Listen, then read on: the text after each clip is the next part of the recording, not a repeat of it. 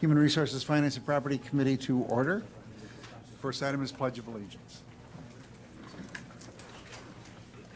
I pledge allegiance to the flag of the United States of America and to the republic for which it stands, one nation, under God, indivisible, with liberty and justice for all.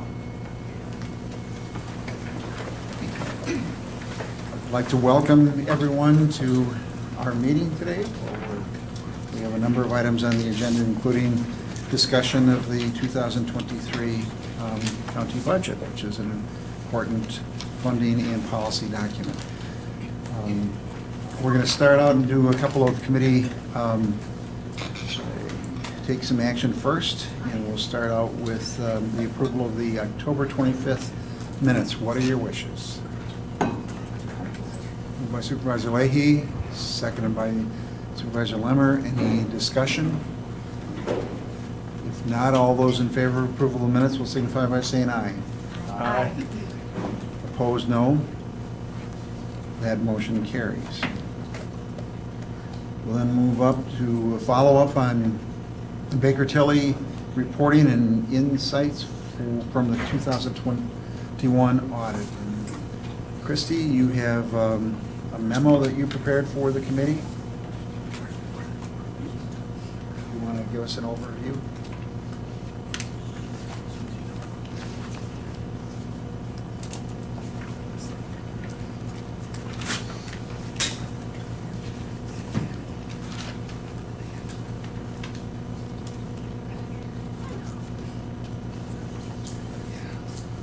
So this comes as a follow-up to a county board meeting. I think it was the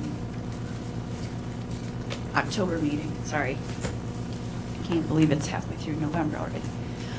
That there was a question on the regards to the follow-up on the management response to the reporting insights from the 2021 audit.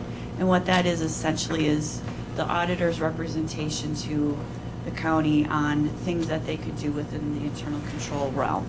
And so the report on has a lot of things. It talks about any disputes with management, estimates that they had, did they have the ability to review and make the opinion report that they did based on the data that they had. One of the other items is whether or not there could be issues with the county's financial statements, and there was one material weakness in them under the internal control matter portion of the letter. And the auditor identified the deficiency as a material weakness, and the one that they found is called financial statement close process. It is listed as a material weakness for internal controls over financial reporting surrounding the presentation of financial statements, footnotes, adjusting entries, and independent review of statements, and its own and material misstatements on the general ledger. It has been reported in the past comments. Essentially what has happened is that that Marathon County does not produce its own audited financial statements. We take the file that's our internal financial data and records, and we have the auditor put that into a format that is presentable for the audited financial statements for us. We currently have a financial system that we've been using on our 28th year. It was first implemented here at the county in 1994. The budget documents that you saw are coming out in Word. The documents that come out of it come out in Word. It is hard to manipulate them for any of those types of things. And so we do have the auditors create the final financial statements in a format that is presentable according to GAAP and according to GASB. So that's what the material weakness is. There were also 2 journal entries that they had to make that were also in the airport fund. And those 2 were 2 entries that they made, and they made it over the materiality threshold. Therefore, that was the material misstatements. It was 2 entries that we had to make in the journal entries for the airport fund, which is also referenced in that. So with regards to that, the financial statement closed, no, we do not do our own financial statements. We have the auditor produce them out of their software, so they take all of our information, input it, move it around in theirs and spit statements out, but we do tie those back to our general ledger so that everything is there. That is the number one item that is a problem. We are currently in the midst of implementing a new ERP system. It's a brand new ERP system. One of the things that it will do is help us provide that information not only for the audit financial statements, but also for much better reporting back to the board, department heads, and administration in regards to variances to budget, budget to actual, HR resources as well, because Molly now is going in and trying to figure out, we talked about the number of vacancies, turnover rates, those types of things will be in there. So that's really what that item was about. There were some other items that were not a material weakness, but other comments as a reminder that we need to be mindful of all the internal controls. The first one was a control over cash and investment that we sorry, I'm gonna put these on. The department maintains decentralized checking accounts, and we need to have them provide periodic bank reconciliations to finance. We are receiving all the monthly bank reconciliations from the departments. We are up to date in July and August, and we are just missing one department, so we are up to date with all of them through August of 2022. Secondly, we had two departments that we were able to eliminate their bank accounts. They had separate bank accounts. One is for a bank account within we are the fiscal agent, but it is actually a separate governmental entity that we are the fiscal agent, so we do the accounts payable and we do the payroll. That bank account was closed of June of 2022. We also closed a bank account in October 2020 for one of our other departments. So we've been eliminating those. The last one was the Seaway Central Wisconsin Airport restricted cash. They have a restricted cash account, and they need to do a reconciliation of that on a monthly basis. They report directly to the FAA, and so they would need to initiate that, and we're very supportive of the changes that were recommended in the audit by the auditors for that, and we'll work with the airport to complete that. And the last one is really is in regards to decentral cash collections, and now this is not a material weakness. It is a recommendation by the auditor to strengthen our internal controls, and they listed about 6 departments that receive cash on their own. 2 of them, one example is the clerk of court's office. They run the CCAP system, so they will be having some decentralized cash. Another one is the sheriff's department. Their inmates, when they come in and are booked into the sheriff's department, they may have money in their pockets or other things they had with them while they got detained. So that is a reporting that will always probably stay with them. Some of those aren't going to change, but there are departments that we are looking at consolidating their cash collection, so they wouldn't have to go down to that department. With COVID, it was a little different, so we've come up with some ideas on that. But I think with Teller and consolidating those, we can do what we can to do that. But it always makes you mindful of internal controls to make sure that we have those in place. That was a follow-up. All right. In light of the fact that it was raised, and I think it's important for us just to do a follow-up, what I'd like to do is have us accept that report so it's part of the record. But are there any questions relative to the report and the update from Christie? If not, Chair Gibbs? Thank you, Mr. Chairman. Yeah, some of those cash accounts are inevitable. I mean, when you have, you provide services to the residents of Marathon County, a prime example might be the boat launch, and we have a boat launch fee. We're not going to put an ATM machine out there, or a credit card reader to receive fees for boat launches. So we will have cash in various accounts in various departments. I think the internal controls, we can strengthen them in some cases, but I think it's inevitable for when we provide services to the citizens of Marathon County, and in some cases those citizens expect to be able to pay for those services that we're charging them in a convenient way. Some of them, some departments will receive credit card payments, but some will also still continue to receive cash. So I know it's not ideal, but at the same token, we're in the business of services to the citizens of Marathon County. And I've had an opportunity to talk or speak with John Rader from Baker Tilly on a couple of occasions, both before the audit and then subsequent to our October meeting. And the decentralized collection is a common problem for government. Health Department has lab fees, Parks Department has campground registrations, solid waste has their own operation, the airport has parking fees, et cetera, and it's difficult because people want to be able to pay for those at the point of service, not coming to the treasurer's office to pay for them. So we'll work on strengthening our internal controls to minimize the exchange of cash and therefore the opportunity to have problems going forward. So thank you for that update. Any other questions? If not, a motion to accept the report would be in order. So moved. Moved by Supervisor Zhang. Is there a second by Supervisor Marshall? Any discussion? If not, all is in favor will signify by saying aye. Aye. Opposed, no. That carries. And I apologize, I jumped over the public hearing. So we will go back to the public hearing. Just, Mr. Chairman, if we could just have in the future an update, I know one of the issues we were talking about was the airport, and so if we could have an update on that specific issue. Please. We have prelim audit next month, in the middle of the month, so if you would allow us to get through that, because they're actually going to be here, and we could present something in January, February. Yeah, I But- wasn't No, calling but for a that's specific time frame, but Perfect future- timing, if future you would update. like, that would work out great. I think we just want to express the fact that we'd like to make sure that we have as few of those memos or those notes as possible going forward. And if that, I think one of the concerns there is the frequency of the reconciliation with CWA, and if we can work with them on a plan to have more frequent reconciliation of the accounts, that would be helpful. We are the fiscal agent for them, and we share that facility with Portage County. So if you can relay that message to the airport staff, and we can work on a plan. Thank you.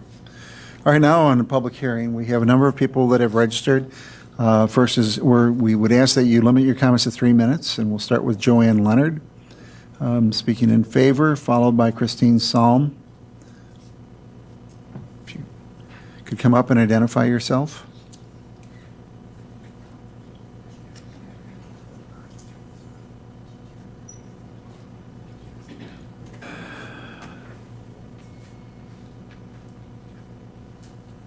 No, it was, I think it was on, yeah, okay, thank you. Well, good afternoon. I'm Joanne Leonard, 923 Maple Hill Road, Wausau. Thank you for the opportunity to give a taxpayer's perspective on the 2033 Marathon County Board budget. This is going to be a summary of what I gave to the county board the other night. It's really appalling to me that the board would consider passing a budget with a 9.5% tax increase to the taxpayers of this county. The economy is faltering and many county citizens are struggling to make ends meet. Taxpayers are finding ways to stretch their budgets and make ends meet.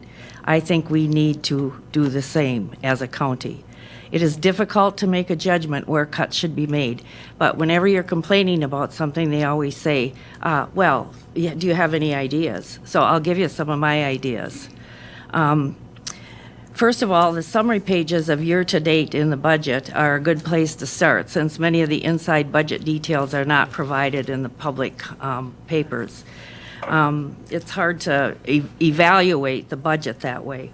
However, there are some things that stuck out with me, and I mentioned these at the public meeting comments at the county board meeting. The 129% increase over 2022 budget for the debt service stands out. That's pretty significant. That means a very comprehensive look, from what I understand after that meeting, at North Central Healthcare and the cost county taxpayers have carried on North Central Healthcare for years. Consider reviewing the 16.9% increase in conservation, planning, and zoning. In forestry, recreation, and park budget, the amount of land the county continues to buy is budgeted for nearly $500,000. Every department should reduce discretionary spending, including the Nurse Family Partnership Program, another discretionary program with a new name.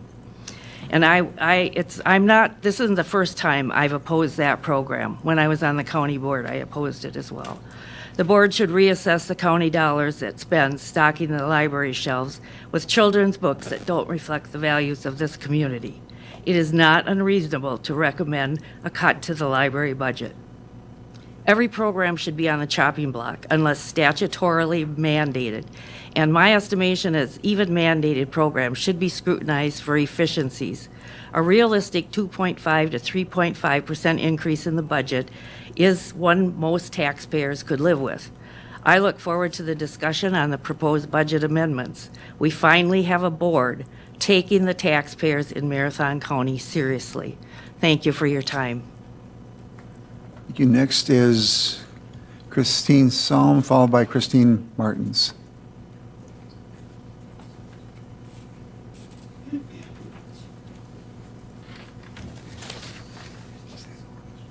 Good afternoon, Christine Psalm 3312 North 11th Street, Wausau. In addition to the amendment proposal to the library budget from supervisors attempting to inject their personal religious ideology into county government, yet another religious group, the Hope Crisis Pregnancy Center, has presented the Marathon County Health and Human Services Committee with a proposal to take over the County Health Department's Start Right Nurse-Family Partnership Program, proposing that Hope become the provider for those services at no charge to the county. That sounds like a good deal to some. But the Hope Group is not equipped, nor do they have the training and experience in case management, education, access to resources that are needed to provide the evidence-based, remember that word, level of service required to meet the needs of families served by programs like Start Right.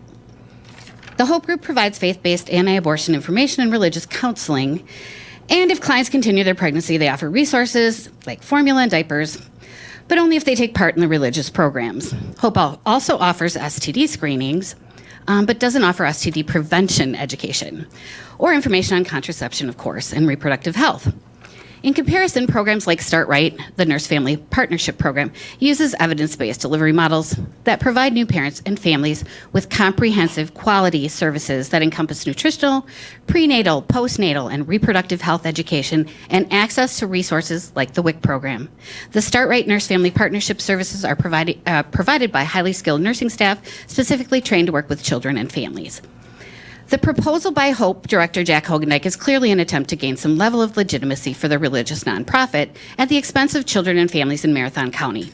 Hope is not a viable option by any measure, and I'm disappointed a proposal like this that is so clearly inappropriate has been given any consideration by anyone, much less two county board supervisors on the Health and Human Services Committee.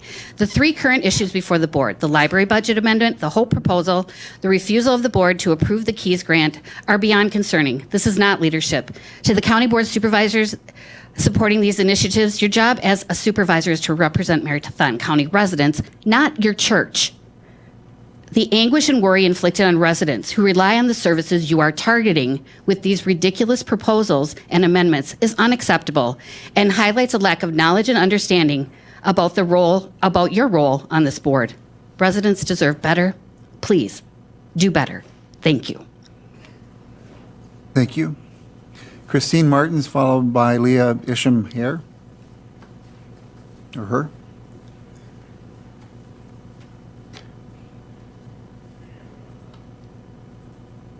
Good afternoon. My name is Christine Martins. I reside at 1228 Arthur Street in Wausau. There are so many issues with the proposed amendments to the Marathon County budget, it is hard to know where to focus my concern and anger. Cutting funding to the most vulnerable in our community is cruel, not true governance. Cutting funding to the library service and the preservation of our history is short-sighted, unless you are looking for an uneducated citizenry. My focus today, though, will be on the proposal presented to you for services provided by Hope Crisis Pregnancy Center to replace those of Nurse-Family Partnership. It is not the place of Marathon County government to be referring those in need to services built on a religious foundation. It is naive to believe that their services can be provided without proselytizing. It is made clear in their mission statement, which has been conveniently scrubbed from their website. I'll let you know what it is, though. Our mission at Hope Life Center is to reach the community with the gospel of Jesus Christ, by meeting physical, emotional, and spiritual needs of women, men, and their unborn children. I remind you that you represent people of all religions and those who choose no religion. Choosing an obviously Christian-based service for an essential need, especially when there is a service in place already, is exclusionary and unconscionable. Ridiculous. I have filed a complaint with the Freedom from Religion Foundation, and I will file complaints with any and all other resources available if this offer is considered to replace the nurse-family partnership. And I am not alone. Thank you. Thank you. Leanne Ishamer, and followed by Kay Grueling.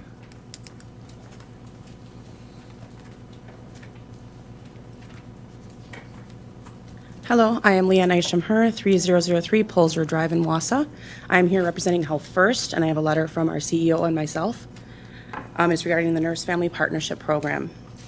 As a long-term partner of the Marathon County Health Department and the Start Right program, I am writing you to express Health First's continued support of the Marathon County Health Department holding the County Home Visiting Program.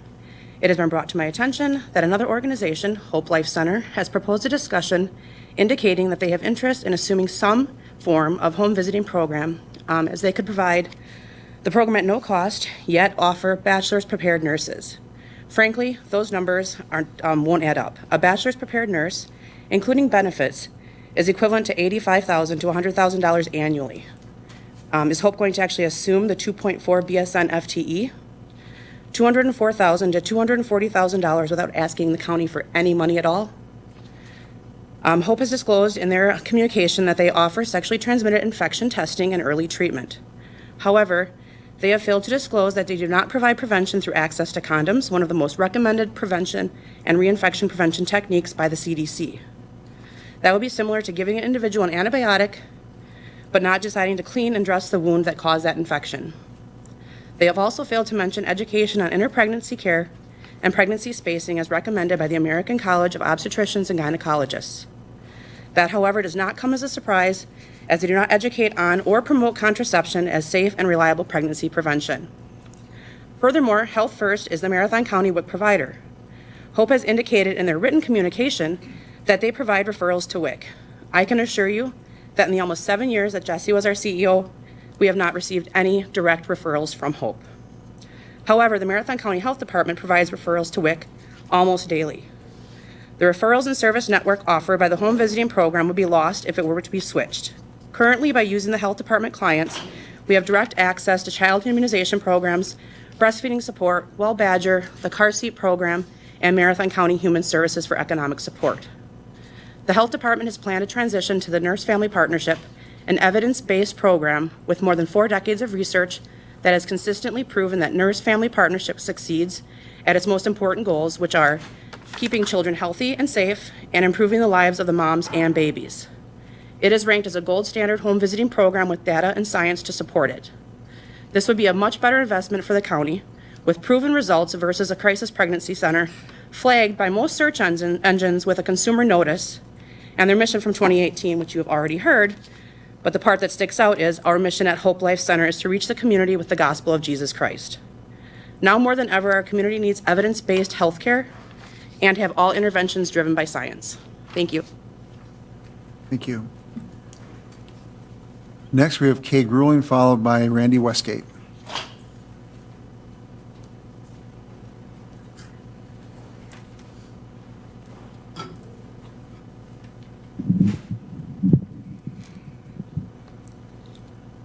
Get out my glasses like everyone else. I'm Kay Grueling, MD, FAAFP. I'm at 231052 County Road, Wausau, Wisconsin.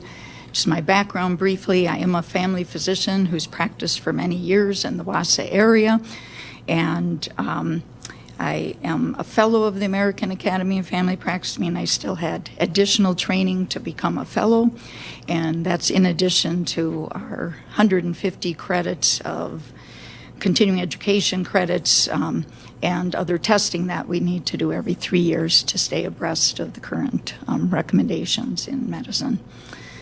So I sent this letter to the board members, except for a few who bounced back. So I recently learned of the proposal by Jack Hugendijk, the Marathon County Republican Party Chair and Executive Director of the Hope Life Center, to assume some type of home visiting program to replace the Marathon County Health Department home visiting program.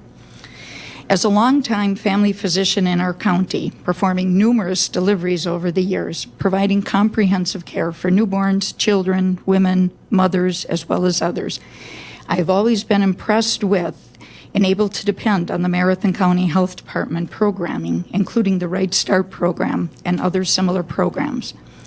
Remarkably, as science and technology evolved and needs changed, the programs were tailored or adjusted to meet the needs. This is the true sign of a great organization.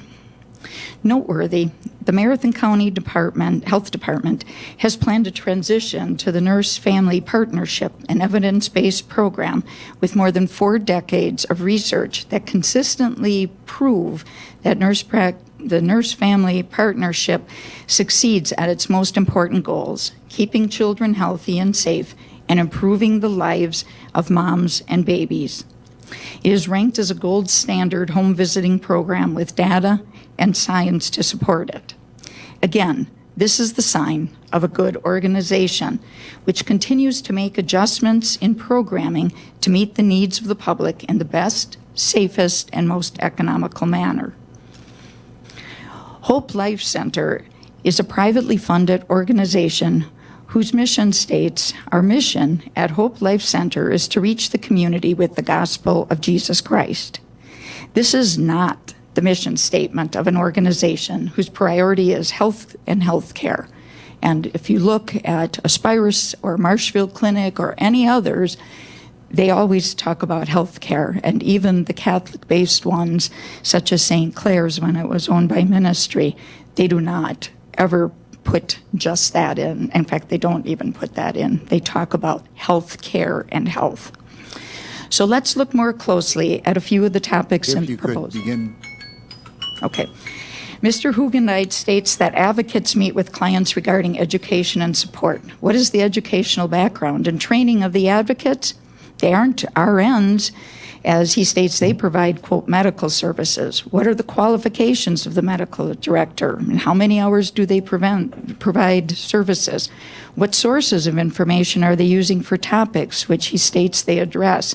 There's no indication that their care is evidence-based health care, meaning that studies show proof of effectiveness. Again, if you could begin to wrap up. I think some of the other stuff. So as far as saving the county money by Hope, I would want to know the funding sources and get outside review, because free is not necessarily free. If you'd like to get a copy of my letter, let me know. Thank you. Thank you. Randy Westgate, followed by Jill Stuckenberg.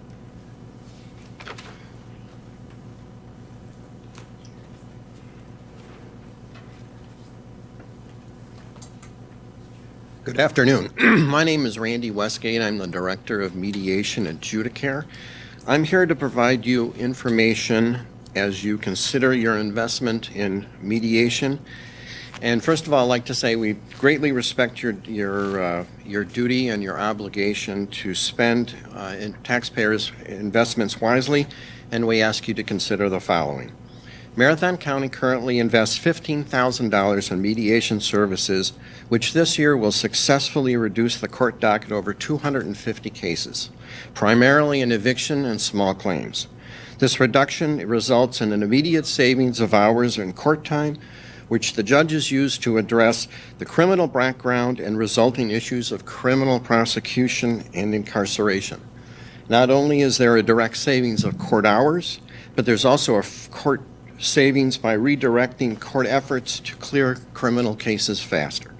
I'm authorized to say that all 6 Marathon County judges fully support the program and use their cleared time to address more serious backlog issues faster and more efficiently.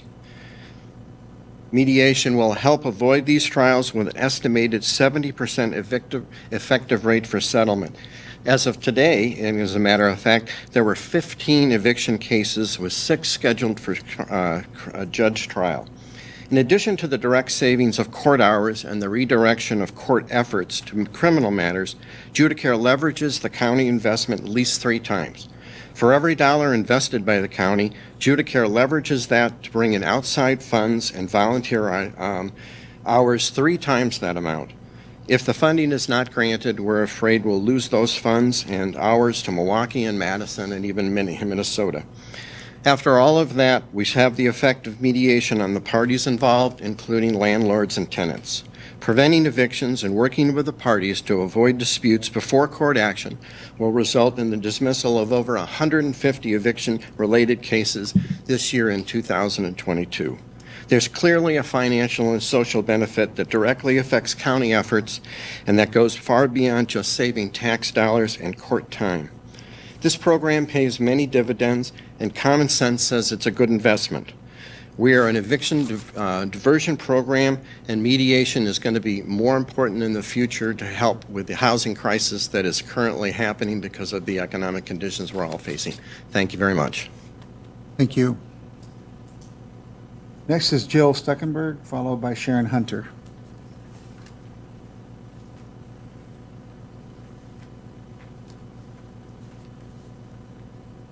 Hello, thank you. My name is Jill Stuckenberg. I live at 319 South 9th Avenue here in Wausau. I'd like to speak today about the proposed additional cut to the county library system, and in particular to say that I hope we will not additionally cut the Marathon County Public Library. I am someone who volunteers with the library as part of the annual Central Wisconsin Book Festival, which brings all sorts of people to our area. I have learned through that work that there is no one as thrifty as a librarian when they can coordinate with members of the Portage County Library or the Wisconsin Rapids Library. They do. They also, these programs are always free and open to any member of the public as part of an ethic of library programming. And this is invaluable in our community, that there's a place that provides programs that help people fulfill their interests and learn and enjoy hobbies and have access to the internet and to computers in a free communal space where people can go. I'm also a parent, and I will tell you that if it's a cold, rainy Saturday, and if you need to bring your kids somewhere, you can always bring them to the library. And I think that's not a small thing if you've been home alone with a small child. It's amazing to think that this is a civic space that is unmatched by many other civic spaces that we have available to us. You can't bring your kid to a store where they want to buy something, right? But you can go to the library. I'm also an educator. I direct my students to the library all the time for things like ebooks, audiobooks, access to materials so they don't have to buy those things. I have come to know students who, before they were in my class, were homeschooled, and the library is where those families are finding all the resources they need. I have students who are not just from Wausau, but from elsewhere in the county, and I've heard stories of them going to the library just to use the internet. I'm really concerned about the lack of access in many ways other than just books, right, that if the library services are curtailed. Finally, it concerns me a little bit that there is some hint surrounding this issue that there's an ideological reason connected to a title or two in the library that could be behind these cuts. I hope that's not really the case. I think I personally don't like every book in the library. I'm really glad I don't have to read them all personally to decide, right? And I hope that actually you feel that way too. It isn't our job to judge every single book in the library. We have library professionals who are trained and who have an excellent review process to address citizens' concerns about any titles. And it's not thankfully, right? It's not our job to read all the books and decide which ones should be in the library. Thank you. Thank you. Next is Sharon Hunter, followed by Tom Neal.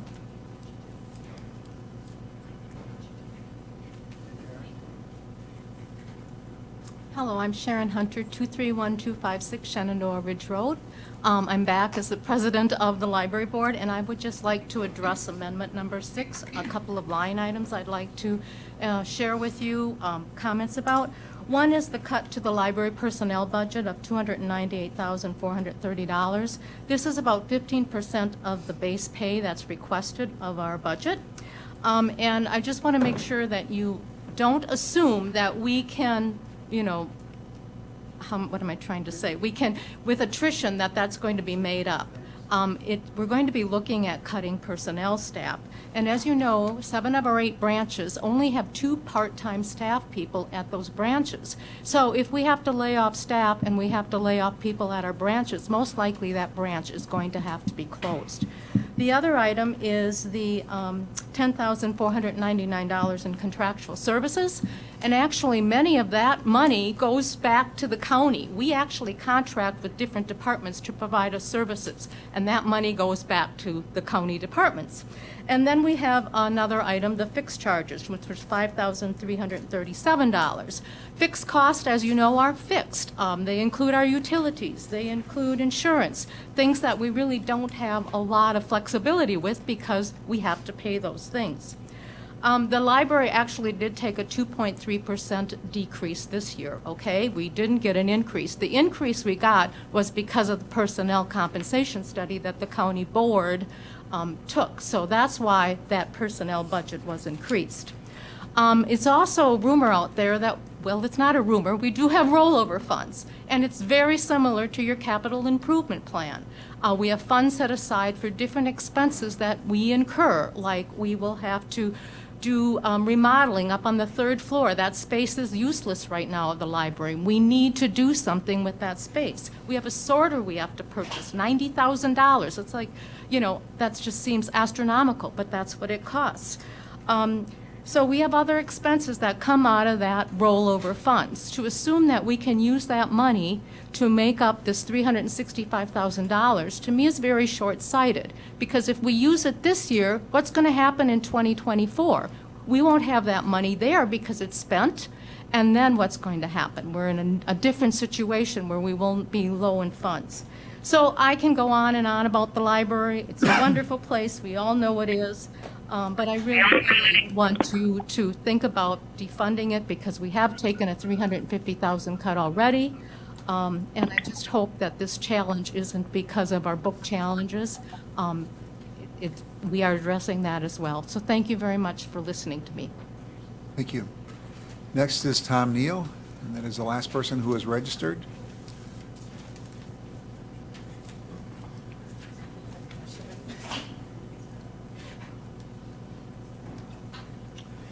Thank you, Mr. Chair. I'm the last one, huh? It's a lot quicker than the other night. Tom Neal, 916 Hamilton Street, Wausau. I did speak last week briefly specifically to the library funding issue, and at that time I didn't really know exactly, where that was going to go. So now we have a closer look at what's being proposed. Actually, a very, very clear look. Last week, I spoke briefly about my years on City Council, too. I had 4 full terms representing District 4, and, had seen a lot in those years in terms of budgeting processes and challenges. One thing that my years on council taught me was the importance of faithfully serving our citizens and our institutions. It's especially vital to take into account those most in need of help. The various proposed amendments to the budget would have considerable negative impact on many of our citizens, service providers, and employees as well. When proposing such cuts, it is necessary to address the human impacts they would have. I see no impact statements on library users, staff, and ability to provide services. Without such information, these proposed cuts appear to play games with numbers, politics, and people's lives. This is at best irresponsible and at worst callous and uncaring. The agenda for tomorrow night's board meeting appears to have no allowance for public comment. I might be wrong about that, but last time I looked, it seemed like there was no allowance for that. If that's the case, I urge this committee, I hope, first of all, tonight that you will vote down these proposed amendments, and I'm pretty sure that you may do that. But that doesn't stop them from being proposed again at the meeting tomorrow night. I hope you're very, very vocal in your opposition tomorrow night, because you might have to be speaking for all of us at that time. So I thank you for your time. Thank you. That is the last person that I have registered. Is there anybody else that wishes to provide comment? All right, we will close the public hearing. We will now move on to the balance of the agenda. Thank you all for your sharing your thoughts with us. We'll move on to the utility, 6A1, utility easements, Curling Way. Mike, I'll turn it over to you. Thank you, Mr. Chair. If you'll recall, at the October 25th meeting, this committee had some discussion about a proposed utility easement on a property that the county owns. It's a property that abuts a property that is owned by a railroad. The railroad's looking to update some electrical systems, and they're looking for an easement on our property to be able to install those systems. The direction I got from the committee at that time was to try to address some internal inconsistencies in the easement, get an indemnification clause included, and then talk about financial compensation as well. I did have those discussions with Wisconsin Public Service, which is the utility provider. We did add an indemnification clause to the easement that I think would be legally satisfactory to protect our interests. We also addressed some of the internal inconsistencies, specifically how the easement referenced the construction of permanent fixtures on the property.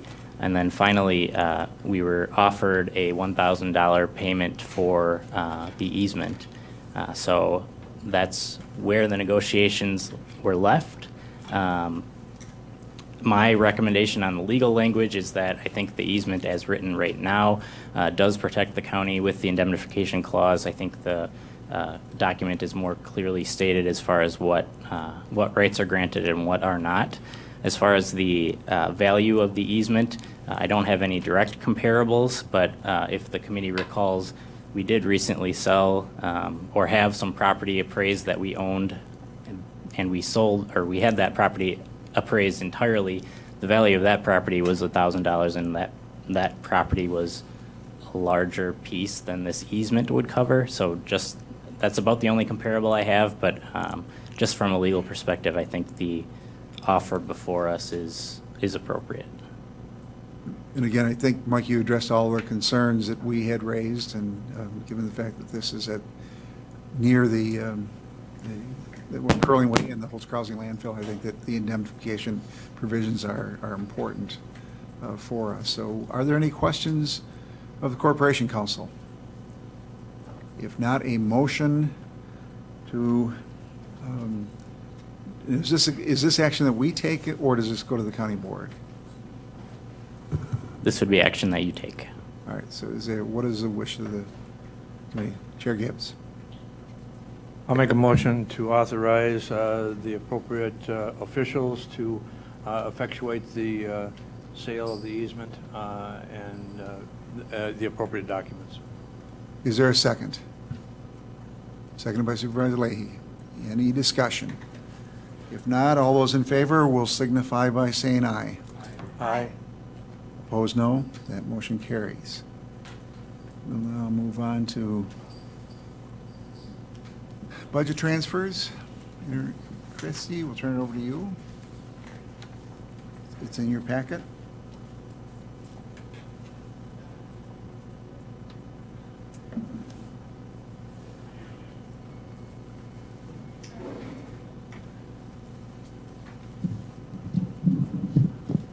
There's one. There's a federal grant so that they can get medical kits for one of the sheriff's department activities. Are there any questions? If not, what are your wishes? Supervisor Leahy moves to approve. Seconded by Supervisor Marshall. Any discussion? If not, all those in favor of approval of the transfers will signify by saying aye. Aye. Opposed, no. That motion carries. Now we'll move on to 2023 budget amendments. Before we start, I'll just like to make a couple of comments and then turn it over to the administrator and then the chair for additional comments. But we have a $218 million budget before the county board, and that is comprised of both operational budgets as well as capital budgets. Each has their own funding source, and some of it's dependent upon levy, sales tax, others are dependent upon grants. But we've got between $55 and $58 million of levy support that comes from the property tax rolls, and sometimes when we look at making cuts, it doesn't always have the intended consequence. of directly reducing the levy. We have, you know, an important component of that is the capital improvement plan that we currently fund through a variety of sources, including our fund balance, and I'll turn it over to the administrator to give an overview of that. Excuse me. Thank you, Mr. Chair. And I won't belabor the point. I sent everyone an email earlier today with kind of an explanation as to the genesis of our longstanding, the county's longstanding capital improvement plan funding mechanism. And within that email, again, I referenced that it is a longstanding practice. It goes back to, as far as I can tell, and this predates me by just a couple of years, 1989, and some ensuing action by the board. But simply put, at the end of every year, as I reference in the budget, in the email, at the end of every year, we close out the books. Christine and her team do that. We identify any unspent funds. Those funds are recorded, subsequently audited, and 2 years later, they roll into the capital improvement plan fund balance. And the reason for that is it's an effective tool to fund ongoing capital needs within the county without having to undergo bonding or borrowing. You avoid those additional costs that would otherwise be attendant to borrowing. So you avoid the legal fees for purposes of drafting the bond documents, and most importantly and clearly, you avoid the ongoing interest costs for that would normally come with that bonding. So within my email, I talk about how that process correlates to page 51 of the budget book, where I give the history of the capital improvement program funding. And you'll see from that document, and I know you all have that available to you, but the funding really does change rather substantially based upon what that undesignated fund balance is. So you'll see what ultimately is available this year for purposes of CIP fund balance as a mechanism for funding capital projects. Specifically the capital portion of those projects is $6,122,489. Within my email, I also tried to give a bit of context, additional information to what are those additional components of that $6,122,489, because it's not simply the 2021 fund balance or undesignated fund balance that comprises that full amount, but there are some other components to it. And I put together a table within the email correspondence, so I won't belabor the point, but simply put, in addition to transfers into that fund from the general fund and the social improvement fund, again, the general fund is the general pot of money that funds a lot of the operation of the county and a lot of the departments. The social improvement fund is the pot of money that we utilize for working capital for social services, the social services department. So it's not just those remaining fund balances at the end of the year, but we also have carry forward from previous years of capital improvement projects. So you might understand, and I think this makes logical sense, if we have a project that was funded as part of the county board's approval of, let's just say, the 2020 budget, you approve a project that is $1 million. Staff complete the work on that project in calendar year 2020. We close out that project and we find out, hey, we did a great job, and we came in $25,000 under budget. Those funds don't move automatically, but as part of the annual budget process, we do carry forward, that is, transfer those funds, and they remain within the capital improvement plan. And let me tell you why that is. The reason that is because once funds are allocated pursuant to your policy for capital projects, that's where they remain. So we move forward in that fashion. It is part of your budget that you make those transfers, but in addition to those transfers in from those funds, in addition to those carry forward, we also have miscellaneous revenue that we do put into there. So interest income, rent from certain properties, all those things go into ultimately a dollar figure. And within the table that I gave you for 2023, that gross dollar figure is $6,683,603. And you would acutely ask, you'd say, hey, well, if all that money, Mr. Administrator, is rolling in, why are we only having $6,122,480 worth of $489 worth of projects that are funded? And the response to that is, we do utilize those funds, those capital dollars, not only for the capital, the hard stuff, but the staffing that is necessary to project manage those projects. So within our facilities and capital management team, and also if we're needing to hire limited term staff, so a good example, our ERP project, our Workday project, we are funding, the board approved, funding those limited term staffing positions through the annual budget process previously. We utilize those capital dollars to do that.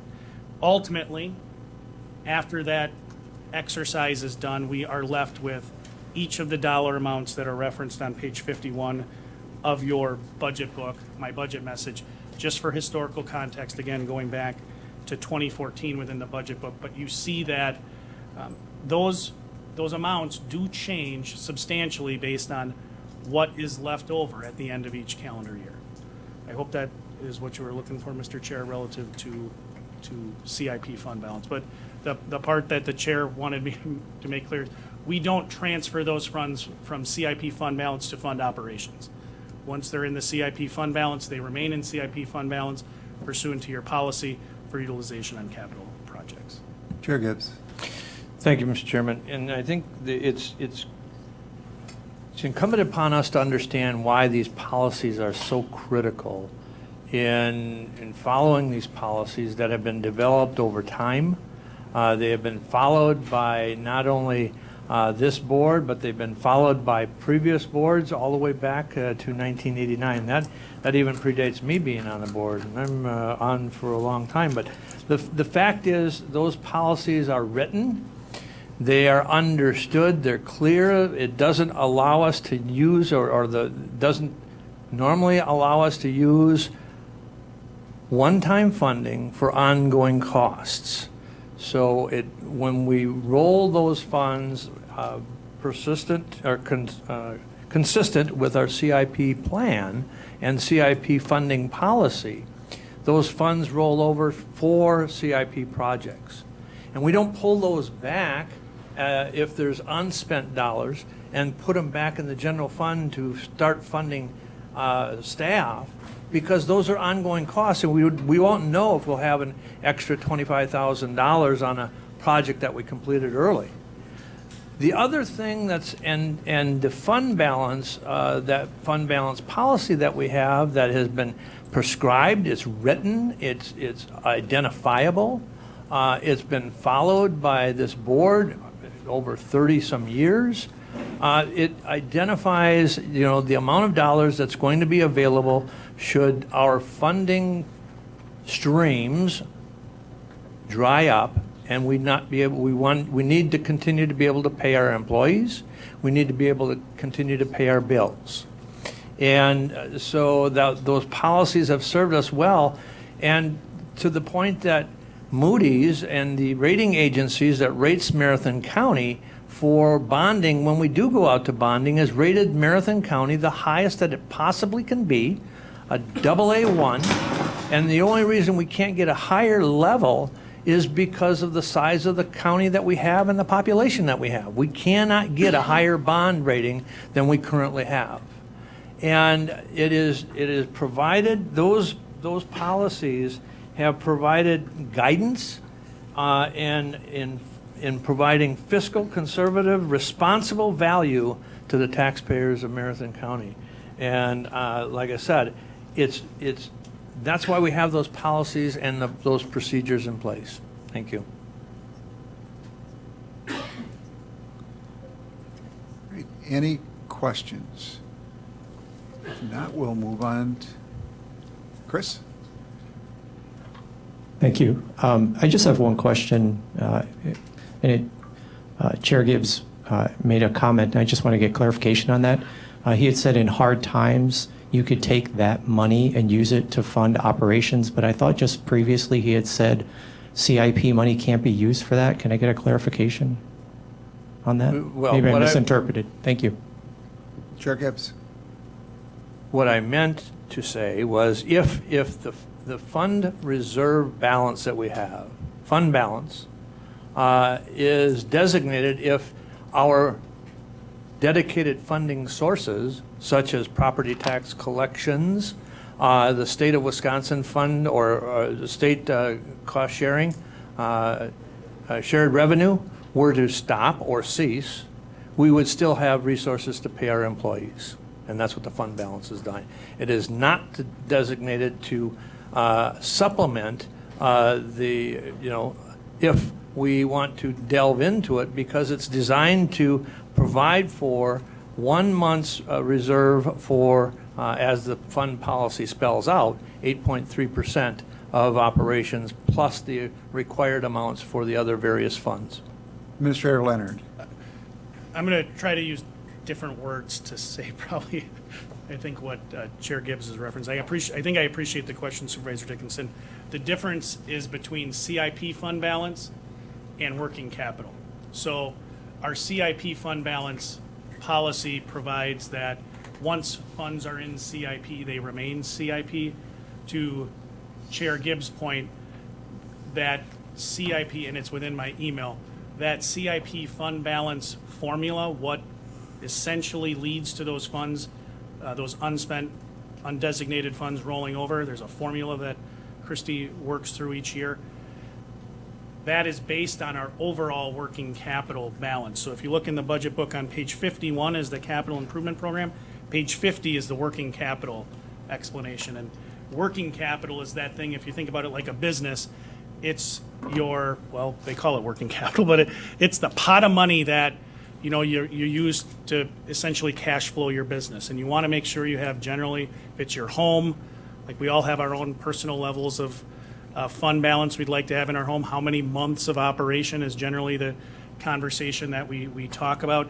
Those are the differences. Certainly there's no prohibition, and the board has dipped into working capital in the past to fund operations. I recall when I worked in Corporation Counsel's office that the board approved as part of the budget to address opioid and methamphetamine issues, funding additional positions within the district attorney's office, I believe, Corporation Counsel's office, and social services, as well as some funding for the sheriff's office. We utilized working capital to do that. Similarly, with respect to the jail, when we had to do, that was a one-time expense, but we dipped into working capital. The board approved using working capital reserves to fund the necessary repairs to the jail. But they are two separate but very certainly related things.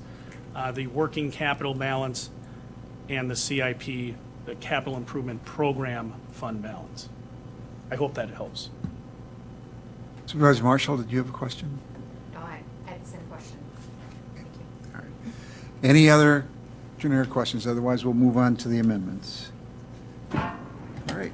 Amendment 1.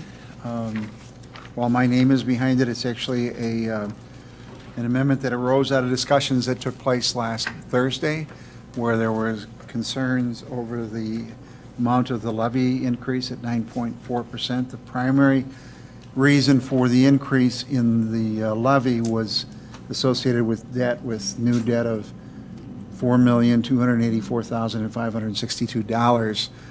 Of that, $3,349,571 was basically the county's assumption of the debt associated with the North Central Health Care Facility. In addition to the debt increase, we had an allowable net new construction increase of 800 and some odd $1,000, which results in the net increase in the levy amount. But the purpose behind the motion is to basically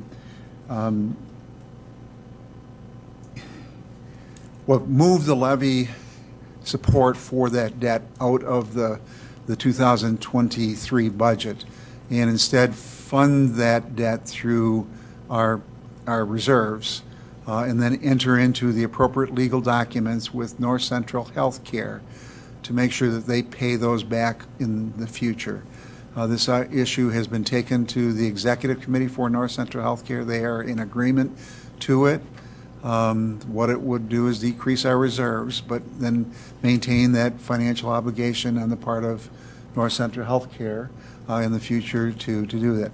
The net effect of that effort is to take the tax rate increase from 9.4% to 3.1%.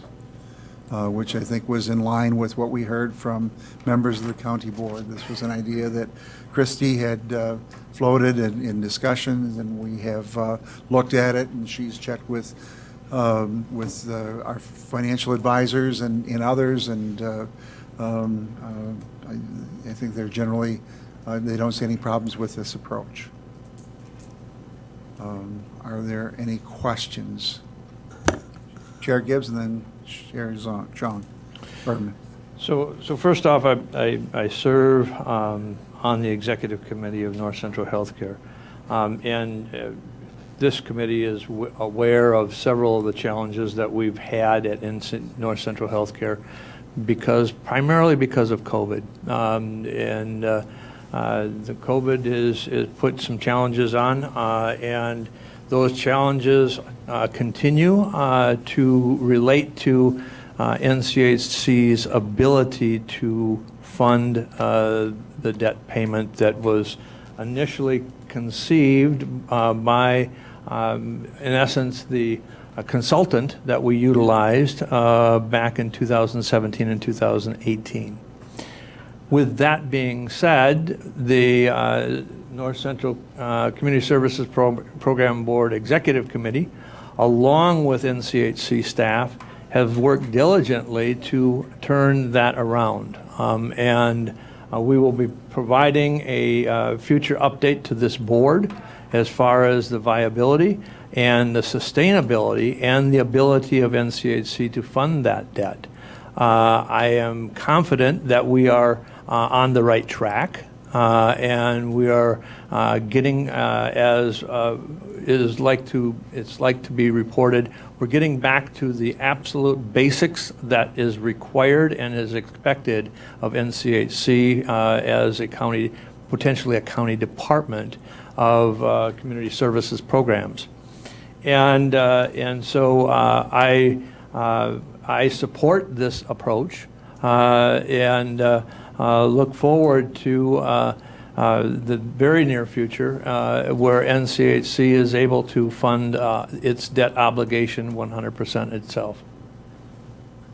Supervisor Zhang. Thank you, Mr. Chairman.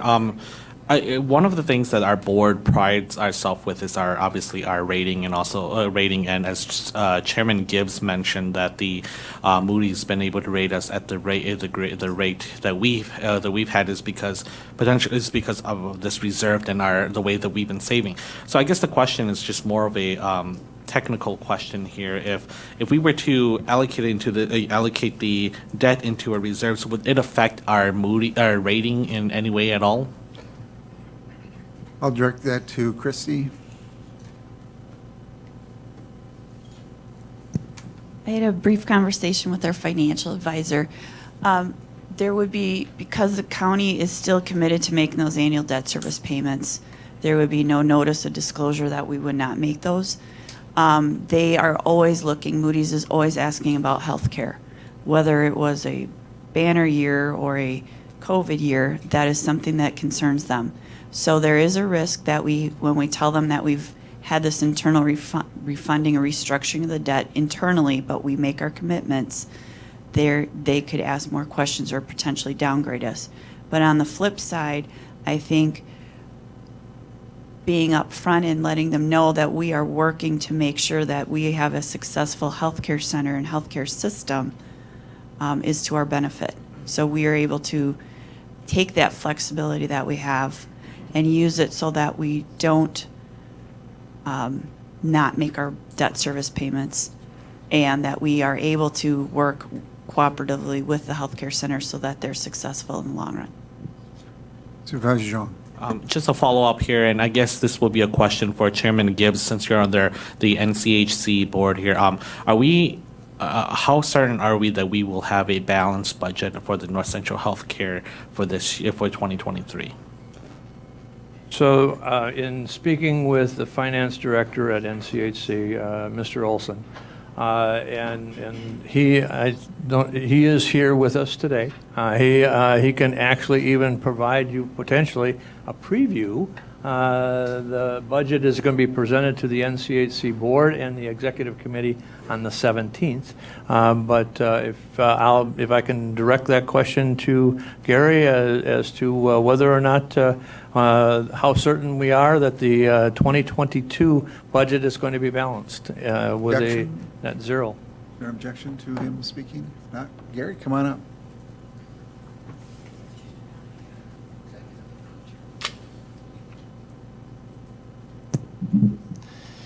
Well, thank you. Yes, I am Gary Olson. I'm the Finance Director for North Central Healthcare. And we have completed our budget, as Chairman Gibbs has so stated. And the budget is a balanced budget. So the budget that is going forward is a balanced budget. So we have the budget book itself is being completed right now and will be presented to the executive committee and the board on the 17th. But we do have a balanced budget for 2023. There were many things that we did to make sure, and there was extra revenue that came in that helped us do that. But I can assure you that it's a balanced budget that's coming forward. Supervisor Marshall. I'm wondering for next year, thank you, Mr. Chair, if all of your programs will be open, as I know that many of them were closed this year, including the outpatient or inpatient alcohol treatment facility. So yes, we are working on getting those. Some of those are closed due to the remodel and that's happened. We are in the process of getting those open. The budget does include all of the current programs besides the ones that were closed for this year to be in operation. And we also, to build into it, we have it staffed at 100% for everything. So we didn't take into account vacancy, any type of vacancy rate to help us with the budget.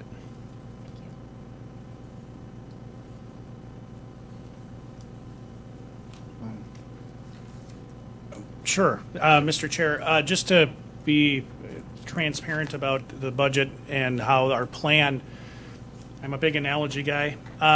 So like Christy said, essentially what we're doing is we have the debt service that North Central had historically indicated they would, based on the information from Clifton Larson Allen and the projections, that they would be able to service. And that is on page 19 of your budget book. They are unable to do that for all the reasons that Chair Gibbs referenced. In 2023, they're unable to do that, and they're unable to do that in 2022.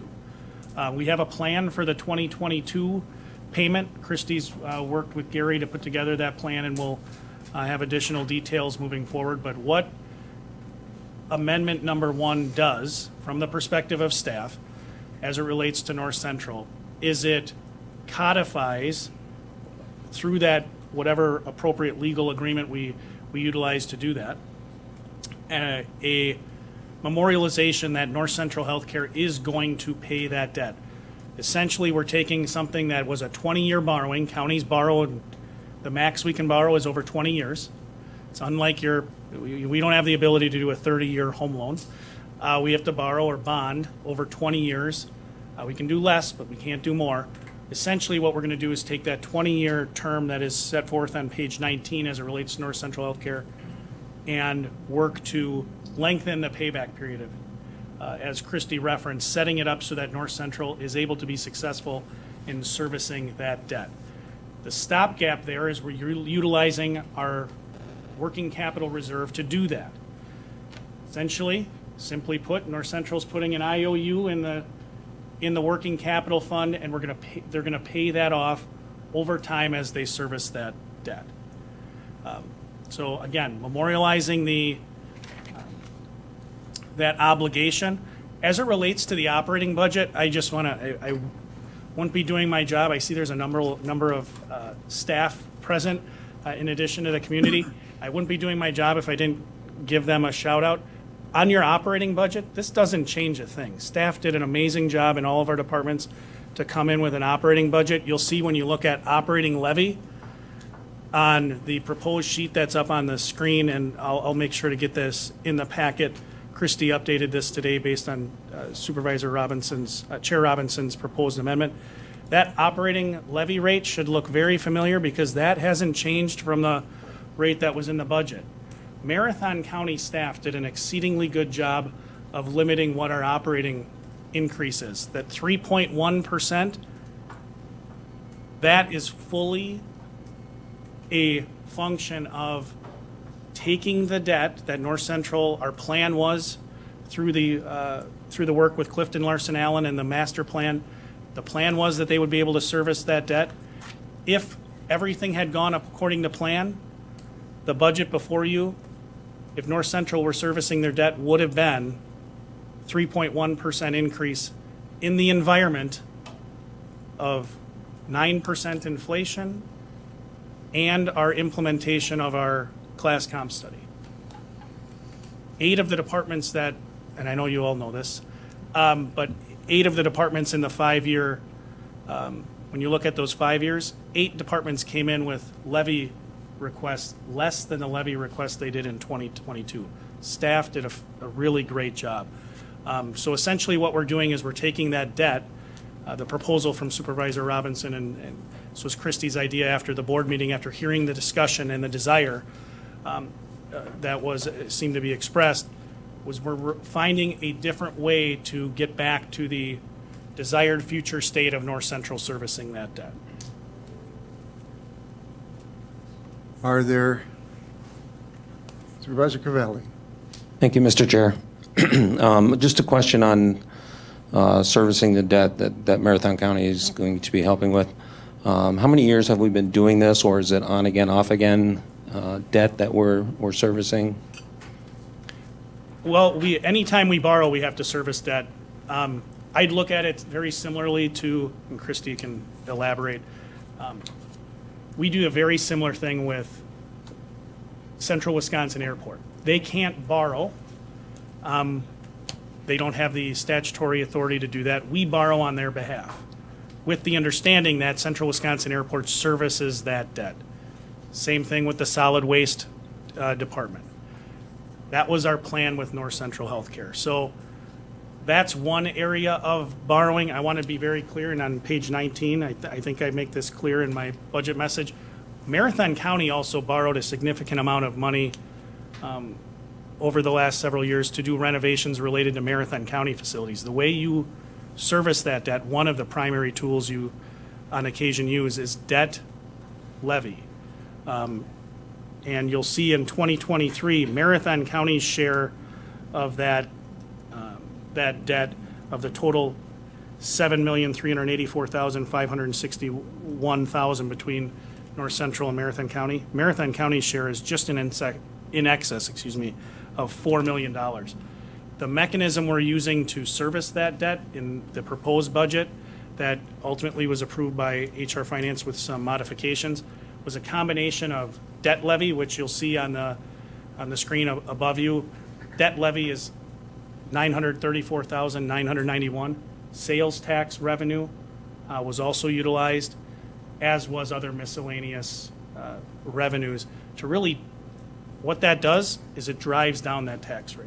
The more we're able to service debt with non-debt levy resources, essentially what you're doing is driving down that tax rate. Christie can talk a little bit about the history of how much we borrowed, but I like to think about borrowing. I mean, the status of local governments, particularly counties in the state of Wisconsin, I mean, I don't enjoy borrowing money. I don't think anyone does, but it is ingrained in the function of government at this point based on our limited resources to fund operations and the need also to fund capital projects. So what a good strategy, let me just tell you what I think a good strategy is to time your borrowing such that your rate stays relatively consistent.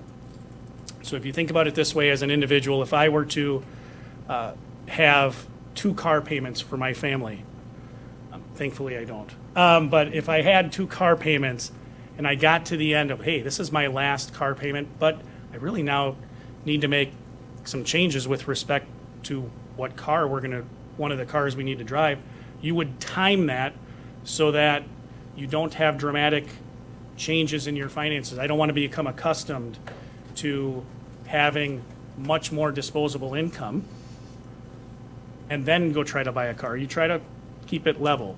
That's a sound strategy for counties as well. So you'll see on page 19, the next time that Marathon County has a substantial drop in its specific obligations for debt, next year it's about $400,000, a little in excess of $400,000 less of debt obligation you have. But beyond that, you don't have a real substantial drop until 2030. It would make sense to utilize, in my estimation, giving you advice, and then we can talk about what that might look like, to start to think about what projects do you want to plan and how do they fit into that plan, so that taxpayers don't see if you're going to borrow for a significant project, they don't see a giant, like it's going to drop and then a giant up. That's not fun for anybody. I'll give you an example. A colleague of mine, the administrator in St. Croix County, they borrowed last year for an $80 million facility. Thankfully, the first year of that debt service hit this year. It's a $5 million kick onto the debt levy, very similar to what we have here. Their tax rate only dropped 2 cents, but that is a function of the fact that they had a 17% increase in equalized value. Their tax rate went up 16%. It made that experience for taxpayers, the rate stayed flat because property tax are, of course, a wealth-based tax system. The more wealth you hold in your property, the more you pay. People paid more, but the rate stayed the same. If that equalized value increase wouldn't have happened, their rate would have increased, just guessing, 30 cents, 30 or 40 cents. But I'm being long-winded here, but the point is really give some thought to when you want to plan your projects. I know this board has talked about a new highway shop. We need to get that on the schedule if that's something you want to do. Are there, Craig? I was just going to say that we do work with airport. The airport, the healthcare center, ADRC, and the special education department are all considered business component units of Marathon County. None of them can levy a tax on their own for borrow. They cannot borrow, and they cannot levy a tax on their own. The airport has borrowed on numerous occasions through us or Portage County, and we currently have 3 outstanding issues still outstanding for their capital improvements, and they have always paid 100% of their debt service. None of it's had to been spent by the county, and that's been for at least the last 20 years. The airport is in a similar situation, a separate governmental entity. The debt has been borrowed in the name of Marathon County, or since it's a joint airport, it was borrowed within the name of Portage County as well. That one we just paid off a few years ago. And so it's a similar type of thing that we do with the healthcare center. But in this case, they are unable to at this time make those debt service payments. But again, they were made and issued by Marathon County. Supervisor McEwen? Thank you, Mr. Chair. I fully support this amendment. It does reduce the levy from 9.4 to 3.1. And we heard from public comment that the 9.4% was unacceptable. I do have one question. Is North Central Healthcare required to have a reserve, and do they have a reserve? I'll direct that to Chair Gibbs as a member of the executive committee for North Central Healthcare. Like any business venture, they do have a policy around reserve for operations. And so, I mean, it's just good business practice because depending on your revenue sources and the timing of your revenue, you need funds in the checking account to pay your employees.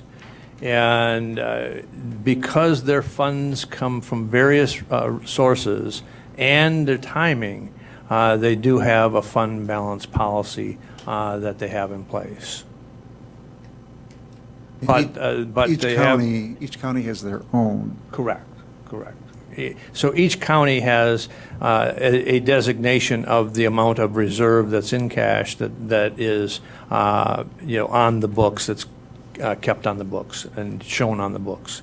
It's kept separate. Thank you. One follow-up? Go ahead. Thank you. Are we aware of what their fund balance is at this time?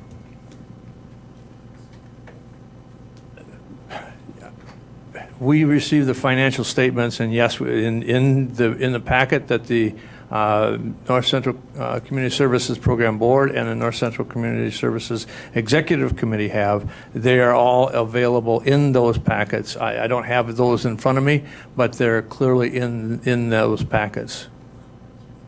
So they do have identification of the total cash on hand, portion of that cash that belongs to Marathon County, portion of that cash that belongs to Lincoln County, portion of that cash that belongs to Langlade County, and how much of that funds operations if receivables weren't received. So in other words, it's basically right now funding roughly, I think the last report was, and don't quote me on this, roughly 26 days of operations.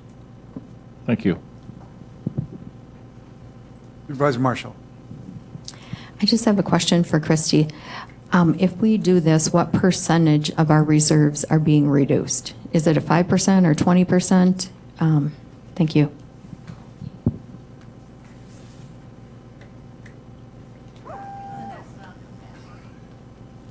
Supervisor Baker, while she's looking. Thank you, Chair Robinson. So, as I was getting ready for the meeting today, I asked Finance Director and Corp Counsel to provide some background on the different resolutions that we've adopted in the past. And like Chair Gibbs, I appreciate what our predecessors have done.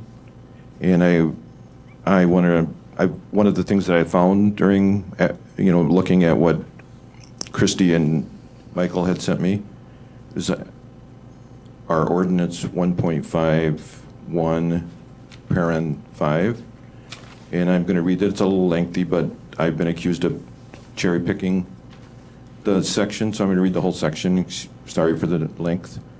Debt limits and capacities. According to 67031A Wisconsin statutes, a county cannot issue debt to exceed 5% of the taxable property in the county on an equalized basis. The board would like to set an additional limit not to exceed 0.5% of the taxable property in the county on an equalized basis. Utilizing the county's debt capacity will only be considered after all their financing options have been exhausted. Such debt issuance must comply with all the requirements of this debt policy and meet additional fiscal analysis. The increased use of debt shall not negatively impact the county's credit rating. If this higher debt capacity is used, the board will give consideration to holding sufficient reserves in the general fund to cover at least 1 year's debt service requirement. And looking at our financial statements, I believe we are doing that. But my question is, going forward, are we looking at exceeding the 0.5%? Because I believe we're at 40% over that right now, if I'm correct. So it's just more along a question for consideration, and when there's suggestions of us taking on more debt, I would just hope that we would consider what the past board has set for a limit. Thank you. I'll direct that to Christy. Okay. Both questions.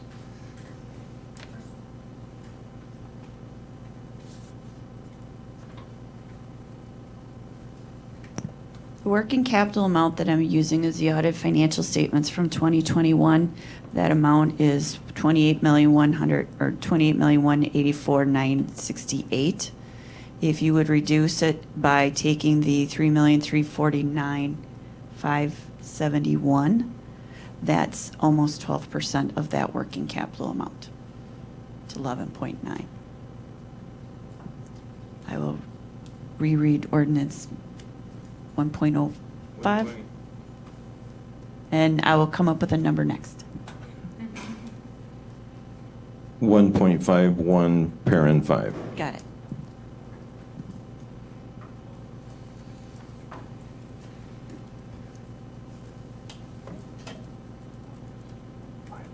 While she's looking at that, are there any other questions? Supervisor Baker. So I made a proposal 19, which is very similar to this proposal in intent and not in execution. Do you want to discuss that at the end, or would it make sense to discuss that in conjunction with this amendment? It's up to the committee.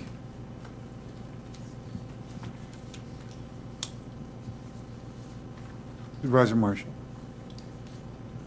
Thank you, Mr. Chair. I move that we move up the resolution to discuss. You can request it. You don't need to move it. Okay. I request that they move up the other consideration so that we are able to make an informed decision. Is there an objection? If not, we'll consider those concurrently. So we have Amendment 19, which was offered by Supervisor Baker. Are there any comments relative to that?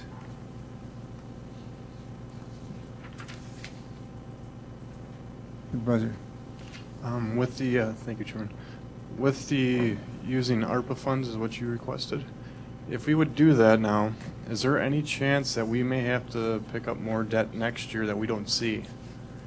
Where if we had kept the reserve fund balance to maybe next year if something came up, is that, or is everything looking like it's going to be balanced, or is there a chance that we could have to look at picking up some of the tab? If your crystal ball is better than mine, we can answer that question, but until the crystal balls give us that picture, we don't know. But let me point out, I would like to just point out that in this budget already, we have $1,850,000 of ARPA funds going to North Central Healthcare. That number was arrived at based on discussions that we had with Warren McBain and Gary Olson relative to the projected revenue loss associated with the nursing home, outpatient services, and the youth inpatient services. So there was a basis for the allocation of those dollars, and that's already reflected in this budget in an effort to try to, again, deal with those lost revenues at North Central Healthcare. It was based upon the discussions with their professional staff and based on Finance Committee action. So other discussion. I will share with you one of the concerns that I have relative to Amendment 19, and that is, while I understand the desire to put ARPA dollars in, if that lowers our levy, does that have a long-term implication on us if we lower our levy by $3 million for future years? I direct that to Christie. If you take a look at the sheet up on the screen, the state of Wisconsin has a levy limit law. The levy limit law is split into different parts. There's an operating levy limit, and the operating levy limit needs to be for things that we do that we pay levy for to get things done on a daily basis. That amount is calculated by the Department of Revenue, and I have it on the worksheet there. It's like $50,160,484. I can't see the number very well. All right, and if you reduce, that is the maximum levy limit for operating. If you reduce the tax levy for operations at the healthcare center by $3 million, that puts us under that amount, and you then have not used the entire allowable limit. And so you need to make sure that you have the ability to go back and recapture it if you want to use any part of that in the year afterwards. So there's a few ways to do that, but typically what we do is we levy up to the maximum on the allowable operating levy limit so that we've used that entire capacity and we don't have to go back in years afterwards to try to pick that money back up again. So by doing that, having ARPA paid to the healthcare center is reducing the amount of levy considered operating that we would need to have to keep that operating levy limit at the maximum, or what they call the allowable levy limit. The concern that I have is that we're levying about $4.5 million for supportive North Central healthcare through the tax levy. And that's been a constant for about 10 years. And if we drop that, we will need to increase it in the future, and therein lies the problem. Will we have that capacity in the future? The intent of the ARPA funds was not to replace income, not to be used for debt service. And if we create a temporary reprieve, we create a long-term problem that we'll need to address in the future. While I support the desire to try to lower the levy, there are some long-term consequences. Supervisor Jacob, or Jake. Thank you, Mr. Chair. Mr. Chair, correct me if I'm wrong, assuming that this is justified under lost revenue, and I'm talking about Amendment 19, debt service is not considered a government service. So that would not make it an eligible use of the ARPA funds. Thank you. Check the final rule overview, it's page 11, and then it's somewhere further in the document. Thank you. Supervisor Baker. Thank you, Chair Robinson. So I have a response to that and then a question for Christy. So the resolution does not use the funds for debt service. So that's not an accurate reading. If you've read the resolution, you'd realize that. And Christy, it was my understanding that we have the option to include debt service in the operating budget. So I don't believe that this resolution reduces our operating levy below the requirements. If that's incorrect, then that would be a misunderstanding on my part. Thank you. If you take a look at the easiest thing for me to do is if you take a look at the sheet that's up there, you're at the operating limit of 5160,484. I am allowed to take levy to support the levy amount of the annual debt service principal and interest as an increase on top, but it doesn't increase the base. So at this point, if you take the $3,349,000 out of the debt service, or the orange line, which is what this shows, and I take the additional $3 million out of the operating line, I am still under my allowable tax levy allowable levy limit by that $3 million. In order to recapture your operating levy in the next year, you need to do it under Section B of the worksheet. And in order to do that, you also need to, the allowable increase can be entered, and to qualify it, your governing body must approve by a majority vote an increase of 5% or less. An increase of 0.5 to 1.5% needs a 3/4 majority vote for counties with at least 5 members approving an increase of 0.5 to 1.5%. So there's some additional things you need to do to recapture the levy if you reduce it below the allowable limit on the operating side only. And if the ARPA is going to pay for the healthcare operating, that's when that $50 million, 160,484, we would need to figure out if we're able to recapture it in years afterwards. And that number doesn't come from us. That comes from the state of Wisconsin. Department of Revenue. So I didn't create the number, the 50 million number. It comes from their formulas that they have in place. So that's the solid number that we target for.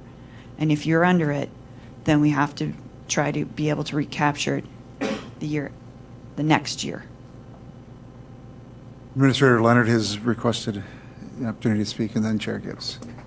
Thank you, Mr. Chair, and I appreciate Supervisor Baker's point. Really, what I understand you're having a conversation about is, it's really a question of mechanism. But while I'm not an accountant like Christie, but what I see as one difference between the two, the Supervisor Baker's proposal from Amendment 19 talks about $3 million worth of funding. Just so everyone's clear, the proposed funding within the funding mechanism within proposed amendment number 1 is $3,349,000 and some odd dollars. So there is a difference in terms of funding amount, and that is a difference in terms of what would impact the levy and the amount that would go down. That equates to about 2.6 cents. A penny on the levy is it's worth about $130,800. So certainly if we could find a way to utilize ARPA dollars to accomplish the same end, which is to reduce the tax rate, and I'm not saying you can. I'm just saying hypothetically, the functional difference between the two right now, apart from the mechanism, is the amount. Simply put, proposed amendment number 1, using that legal mechanism to restructure that debt, would drop the levy, the mill rate, 2.6 approximately cents more than Proposal 19. But certainly you could make changes to Proposal 19 to affect the same thing. Thank you. Can I have a follow-up? Chair Gibbs, and then Supervisor Baker. I appreciate the thoughtfulness in which Supervisor Baker is offering the amendment. The real challenge I have is, one, we haven't really identified other than injection of $3 million of ARPA funding to NCHC, with the expectations that they're going to turn around and pay $3,200,000 and some thousand in debt next year. The challenge that I have, sitting here and having gone through many audits from the federal government and looking at what it was, in effect, an opportunity to utilize ARPA, because we've had the discussion in open session that says NCHC is not in a position today to fund that debt. And now we're going to fund additional ARPA funding in expectations that they turn around and pay that debt with no other opportunity or no other resources other than the increased influx of ARPA funding.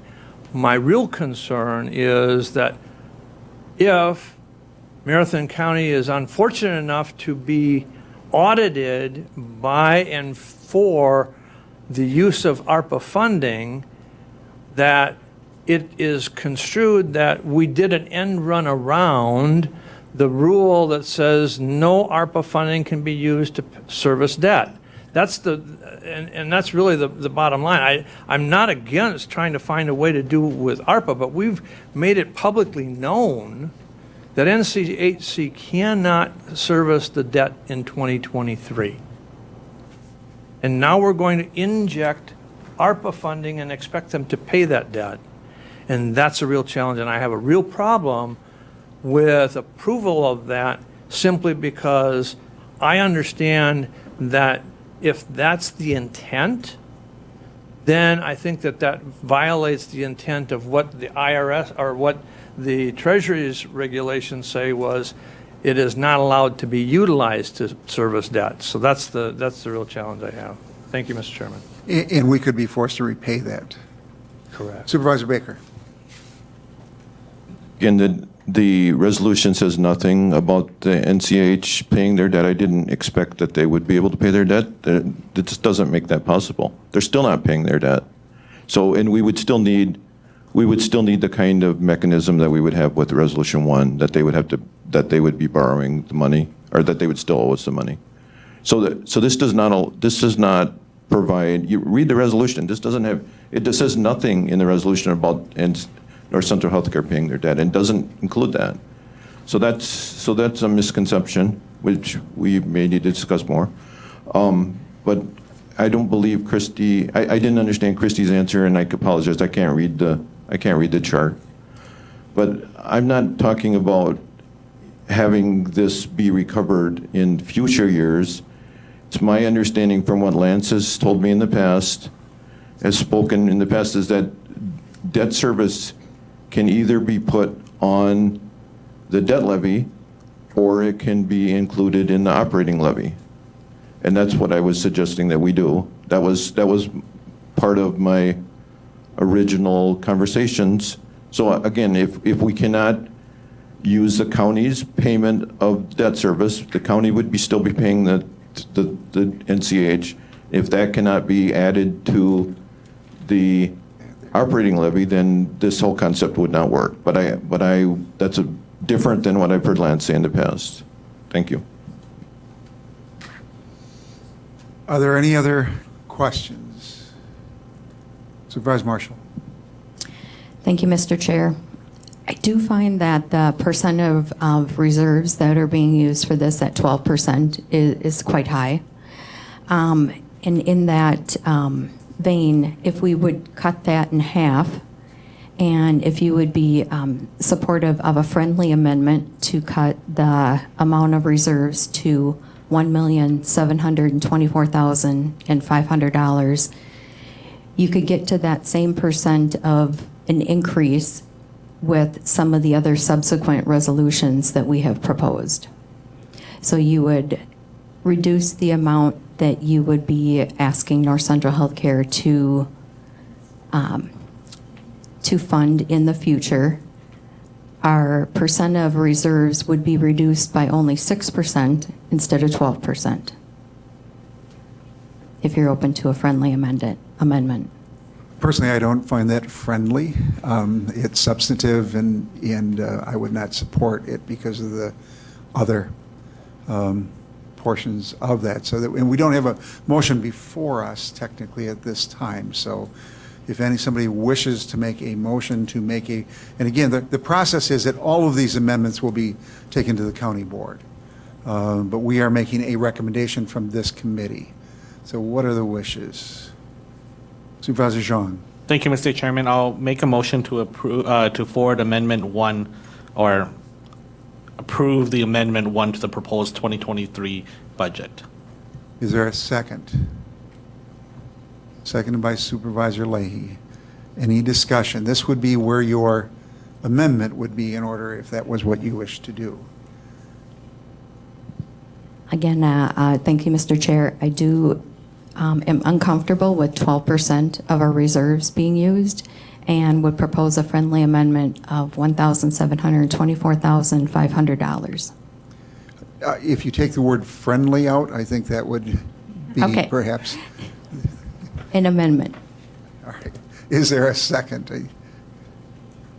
There are no such things as friendly amendments or unfriendly amendments. Is there a second? Is there a second? That amendment fails for lack of a second. Any discussion on the original motion of recommending Amendment 1 to the county board?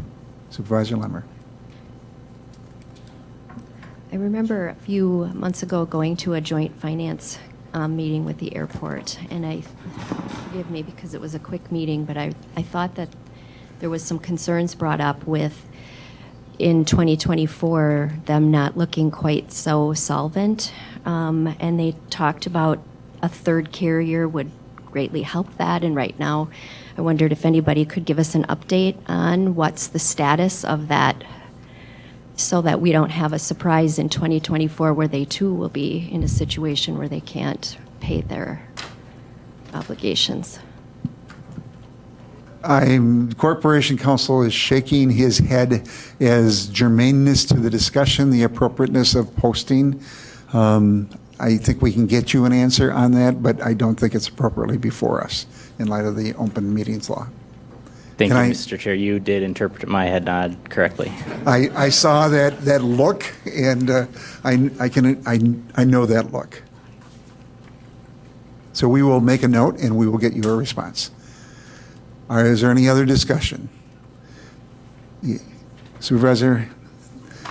Thank you, Mr. Chair. I wanted to pose the question, what happens if both of these amendments are successful?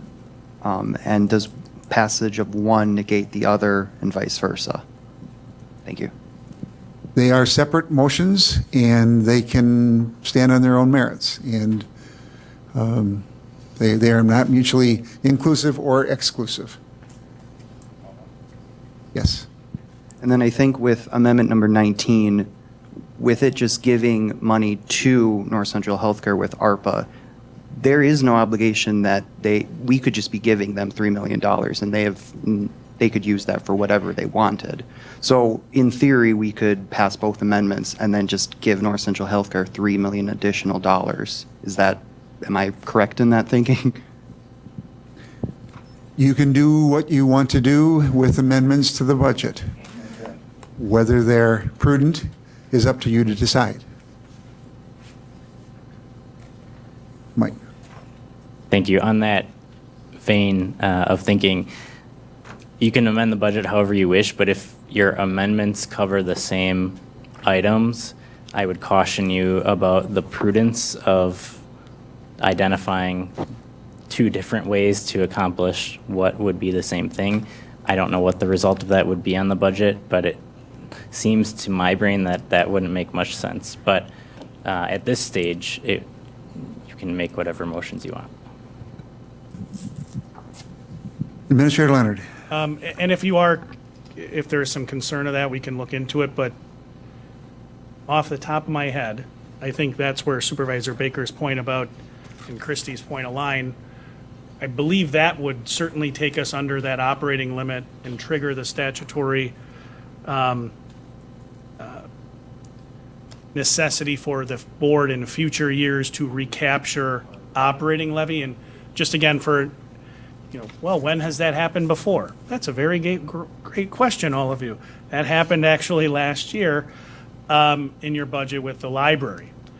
Historically, Marathon County had accounted for the library funding underneath the operating levy limit. And as I explained in the previous budget message, the library, like debt levy, bridge and culvert aid, is actually above that operating levy limit line, so we corrected that. And that triggered that statutory mechanism where the board, by a supermajority vote, needed to approve that recapture of operating levy, whereas Supervisor Baker alluded to. I've spoken a number of times about that. My strong advice to all of you is to always maximize your operating levy limit. It is the lowest cost way for you to acquire funds. And whether you use those funds for true operating within departments, or you utilize it for capital, or you utilize it for debt service, maximizing that operating is important. And to the question of what would be the implication, I think that triggers what Supervisor Baker was talking about, that that would be when that operating levy limit would drop below what is your statutorily permitted operating levy limit through the Department of Revenue. Any other questions or comments? If not, all those in favor of the motion to adopt and recommend Amendment 1 will signify. Oh, I'm sorry. Thank you, Mr. Chair. My question is in regards to Amendment 1. Whereas the county will work with North Central Healthcare to create a restructured debt service repayment agreement no later than 90 days after the approval of the 2023 county budget. I'm curious if there's been any discussion about having interest included, if it would benefit the county. Thank you. I will direct that to Chair Gibbs as the chair of the executive committee. Thank you, Mr. Chairman, and thank you for that question. Yes, the initial discussions that took place at the last executive committee meeting of the North Central Community Services Program Board did discuss that, there will potentially be a blended rate, a blended rate being a rate minimum to cover the amount of interest that we're paying on the promissory notes, on the bonding, and possibly in depending on where this interest rate is on the money that we have invested.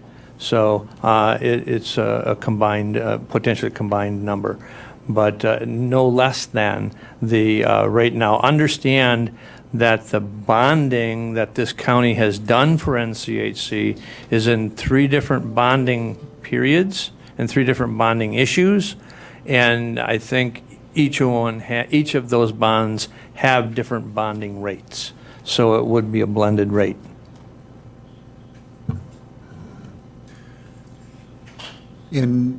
Just as an aside, Chair Gibbs and I have had a discussion beforehand, and we've targeted the January meeting for an update from North Central Healthcare relative to their operations and other things, because I know a number of supervisors have approached me, as well as him, about getting an update, and we would look for that. The budget would be in place, and I think we would have a better feeling of where they're going directionally and everything, so look for that to come.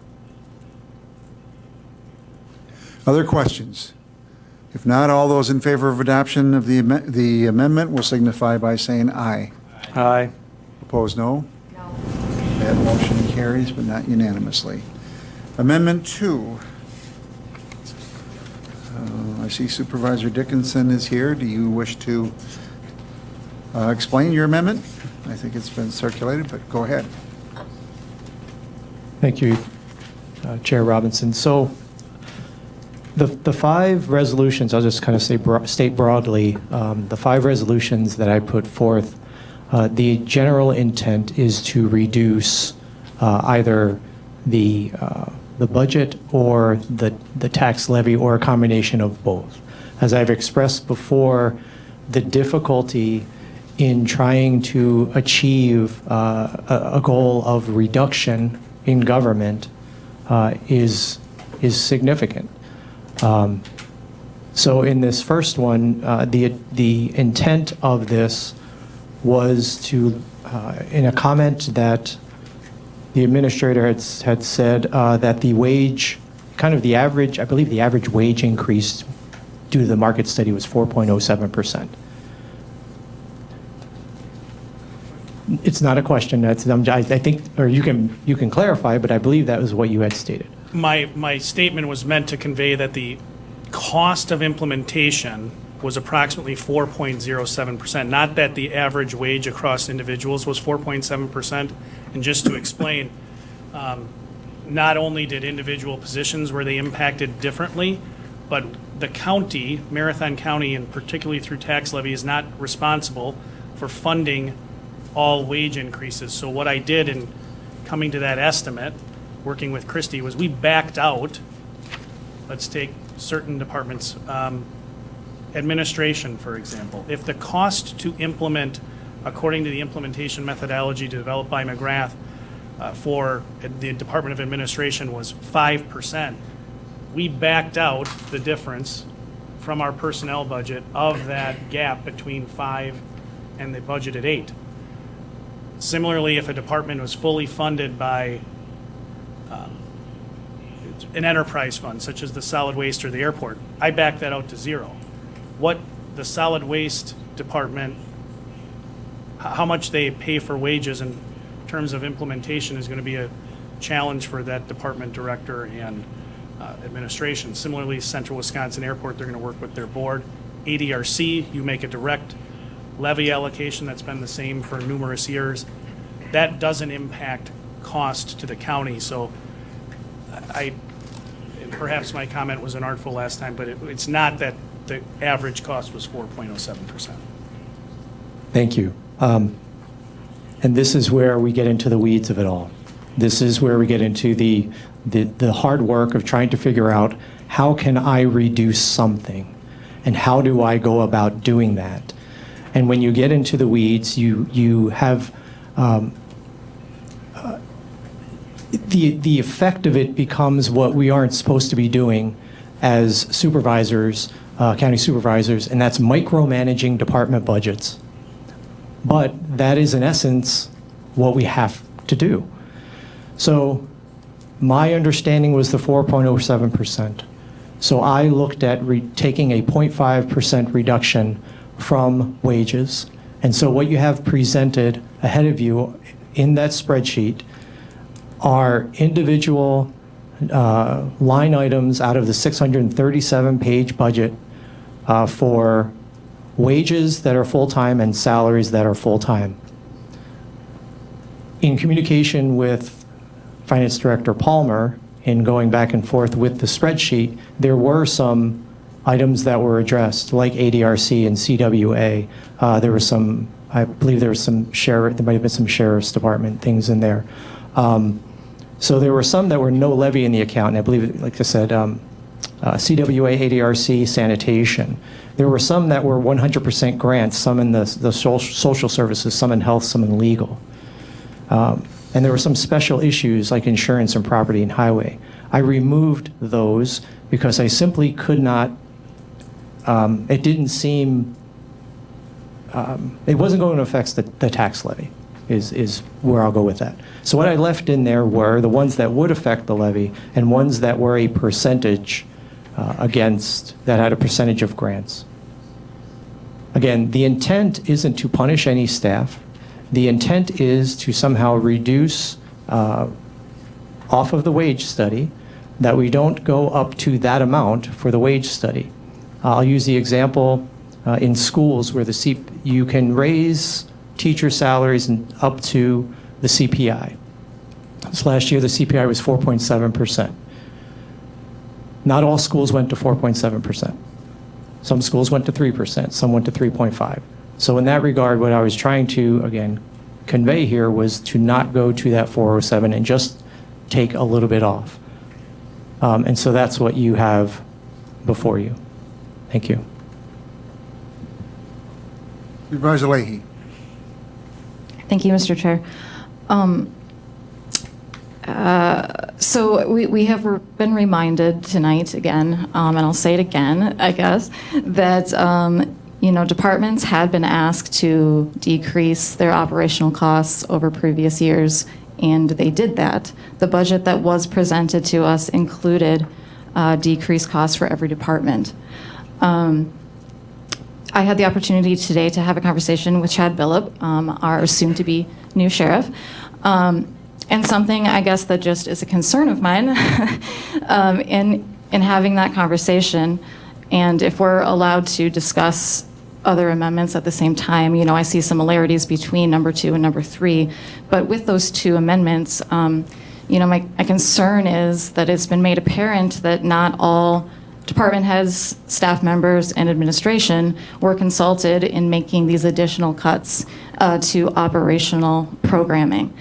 Mr. Billup was able to point out that, if I'm reading this right, if all of these accounts are on the table, some of these the county board is not legally allowed to alter. So I don't know if that's been taken into account for every single line item, if we're able to even touch all of these accounts as a board. But I guess I have questions about the technical aspects of what happens if we pass something that the board isn't able to make changes to. Thank you. Is that directed to someone? I mean, perhaps. I would take that. When I submitted the spreadsheet, I would, I guess, defer to the finance director about that, about the items that were in yellow, and even the other ones, if there is something. Did I consult with every department head? Of course not. I don't think that would be respectful of, or what would be the word? I don't think that would be appropriate for me to do that. Again, I think that gets into, I'm not looking to micromanage the departments. I'm trying to make an effect on the budget, and this is the direction that I was given, and so I'm trying to just move that forward. Chair Gibbs. The thing that I struggle with, and I appreciate Supervisor Dickinson's attempt to effectuate the tax levy rate. I think the challenge becomes when we go at something with a percentage of adjustment to effectuate a change, and we haven't had discussions with the oversight committee in advance and understand the impacts of those changes. We really are doing it haphazardly. And I'll point out just one, because I too looked at this and said, okay, we can potentially reduce the tax levy, increase to the taxpayers. However, we're doing it across the board, pretty much across the board, after removing some of the identified ones. But a prime example is we go at one of the line items in budget amendment number 2 is in fact the Veterans Service Administration and wages. There's 2.5 staff in that department, and so we're effectively cutting their wages. Now, we just approved implementation of a wage compensation study. But item budget amendment number 2 cuts $474 from the Veterans Administration CVSO's salary. I don't believe that that was the board's intent when we approved the wage compensation study. If we look at budget amendment 3, and we again try to impact the budget levy, and we go at it at supplies, and we come up with a percentage that we're going to cut from supplies. Without, and Supervisor Dickinson says he doesn't want to micromanage, but the fact is, without having the discussion with the oversight committee, without having discussion with the department head, we come back to things that sometimes are unintended consequences. And the unintended consequences of the supplies, just to give you another example, is the county board's supply category is proposed in budget amendment number 3 to be cut by $7,230. That's fine, but understand what's in supply category number 4, the county board. And the county board line item is $89,200 for supplies, of which it's a little bit of a misnomer, but $200 of that is for office supplies. $4,000 of that is for legal notice publications. $2,500 of it is for membership dues with WCA, NACO, and the Wisconsin Utility Association. $4,000 is for registration fees for conferences that this board utilizes. $40,000 of it is for mileage reimbursement for this board to attend meetings. $4,500 is for commercial travel. $1,000 is meals. $500 is for meals not overnight. $9,000 is for lodging, and $200 is meeting expense. Now, I don't mean to be brutal, but when we don't understand the consequences, I want to bring up the fact that that's $7,230. We haven't specified its supplies. That's the line item. And so is it the department head's purview to figure out what the $7,200 comes out of? I really I think when we go back and look at what our administrator asked our departments to do, and what has been purported by multiple individuals from the public,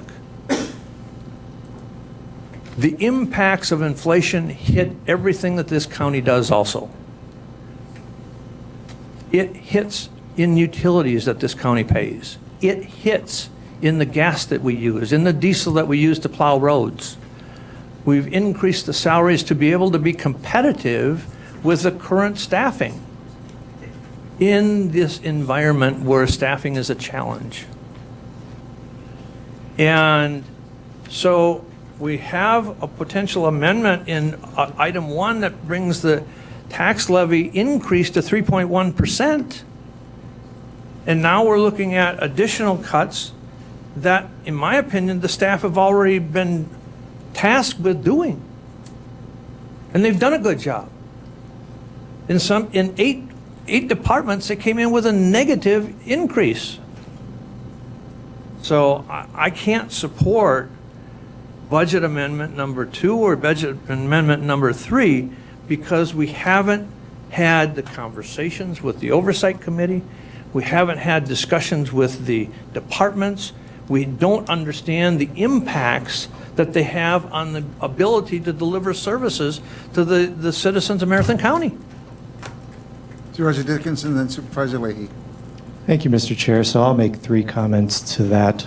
First, I did not write my resolutions in consideration of any other. Resolution 1, the first one we were talking about, that amendment, came up actually at the end of our county board meeting last week of 3 hours. A couple individuals in the back of the room here after the meeting having discussion and a bright light bulb shining above the head like, oh my, this is something we can do. And I believe that Chair Robinson can agree to that actually happened. The administrator can agree to that happened. The finance director also can agree that happened. Why did that happen? Because of these kinds of resolutions. Because people trying to find a way to reduce the budget and the levy. Without this kind of push, we don't get that. So that's the first statement I'll make about that. Second, the wage reduction is 0.5%. I would like that to have been applied to every department.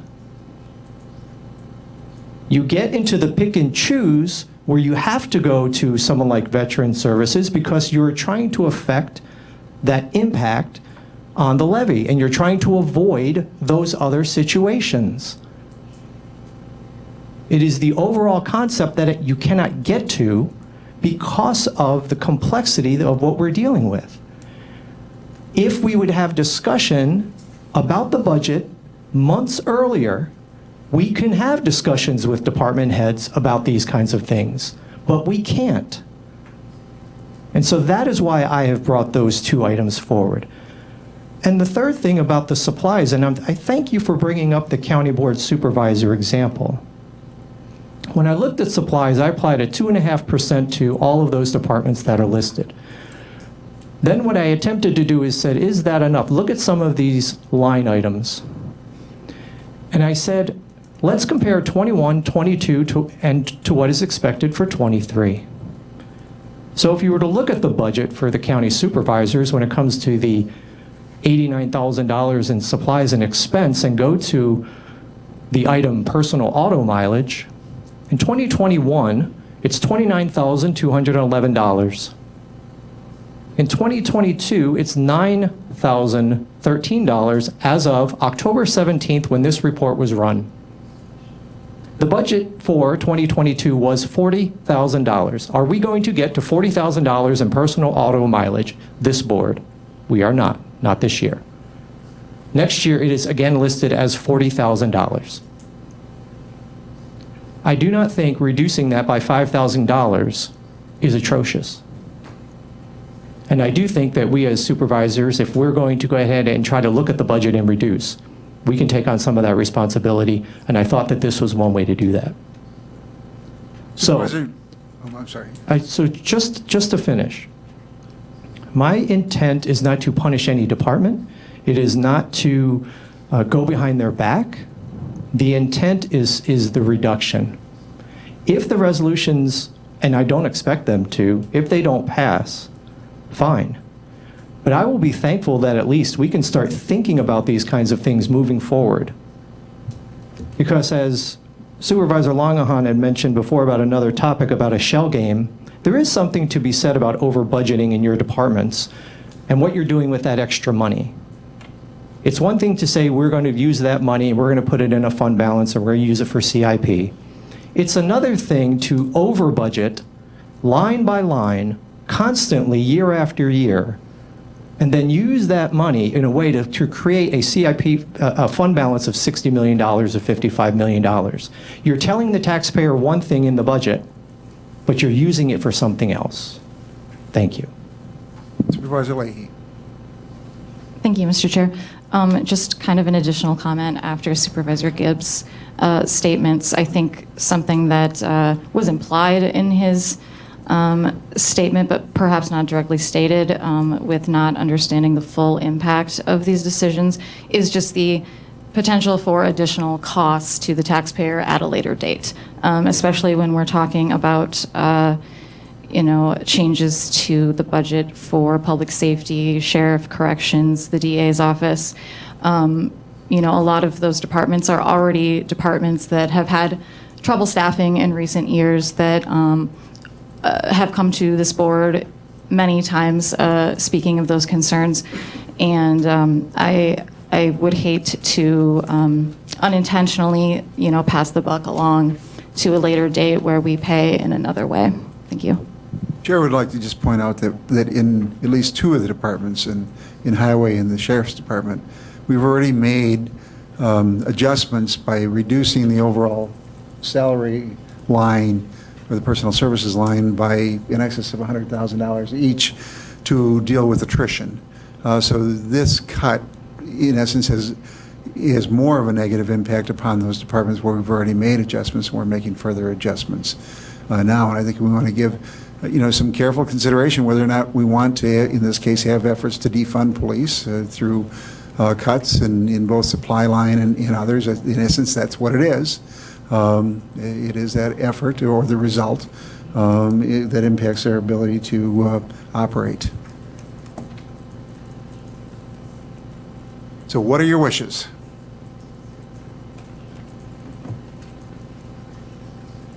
What are your wishes? A motion either way. Supervisor Leahy. I would move that we do not recommend, sorry, should I take these one at a time? Yes. I would move that we not recommend budget amendment number 2 to the full board. Is there a second? Seconded by Supervisor Lemmer. Any discussion? If not, Jake? No discussion for me this evening, but isn't it appropriate that you would not make a motion in the negative? If you don't want to take something up, you simply don't take it up. You're correct. So a negative for negative. I will look to Mike. I would say there's probably a difference between this body not recommending an amendment that's an affirmative action that the body's taking to not recommend something versus simply not taking a position on something. So I guess that would be the question. Is your intent to not take a position, or is it to not recommend? I think that's directed to you. Yes, that's what I was afraid of. I guess, though, that feels like a discussion for this committee. Are we looking to not make recommendations or simply just move on to the next discussion? Is that an appropriate question? Let me throw this out as the options, and you can comment on those. The options are that we either take action to support, or by our silence, the assumption is that there is not a recommendation, and that can be conveyed to them, or you could take that formal action. What do you wish to do? Michael's nodding. Supervisor Lemmer.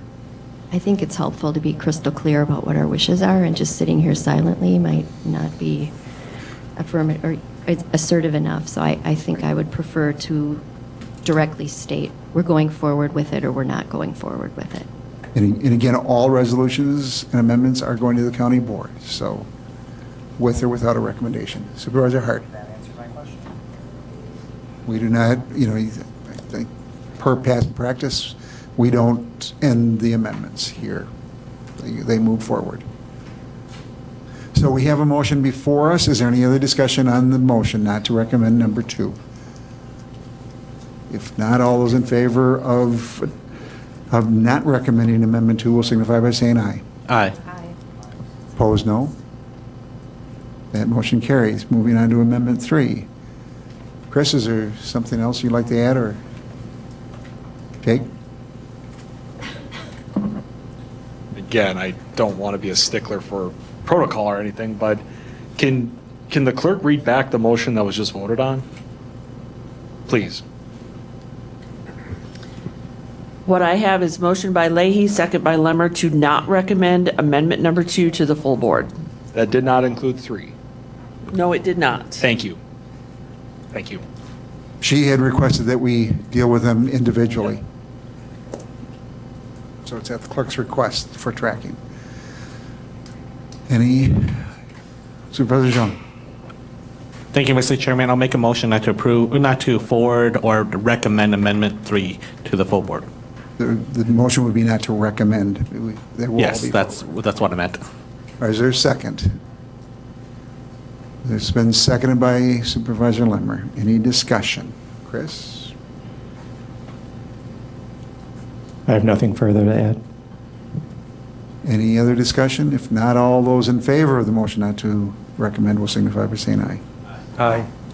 Opposed, no. That motion carries. Moving on to Amendment number 4. Chris? Thank you, Chair. So this is one that I'm looking probably to remove, and the reason is the intent of this, when looking at the staffing, the only department that had increased in any significance since 2018 was social services, and that was by 12 and a half employees or so. And so I did have, I guess what I would be looking for is some sort of understanding about why that department is increasing as much as it has. And that doesn't necessarily have to be today. It could be tomorrow night. That's fine. There were some increases back in 2019 and 2020, I believe. CPZ is at 6, and then most other departments are very minimal. 11 departments are at or below what their staffing was. And so the initial thought on this, again, looking at intent, was in essence a kind of reduction of social services staffing. I don't think that this resolution as written comes close to doing that, and so I probably would be looking or would not be looking for that to be moving forward, but I did want to leave it on there so I could make those statements. So can I just, what I'm understanding is the request for an explanation tomorrow night as to the increases in those positions. Yes, please. As part of the budget process. We can honor that request, and we'll have that information available. Supervisor Jean. I just want to make a comment that from my recollection, the positions that has been added for the department, the social services departments, the vast majority of them were all grant funded or state funded, and it did not. We didn't use any tax levy towards it, from my recollection. Administration is welcome to correct me if I'm wrong.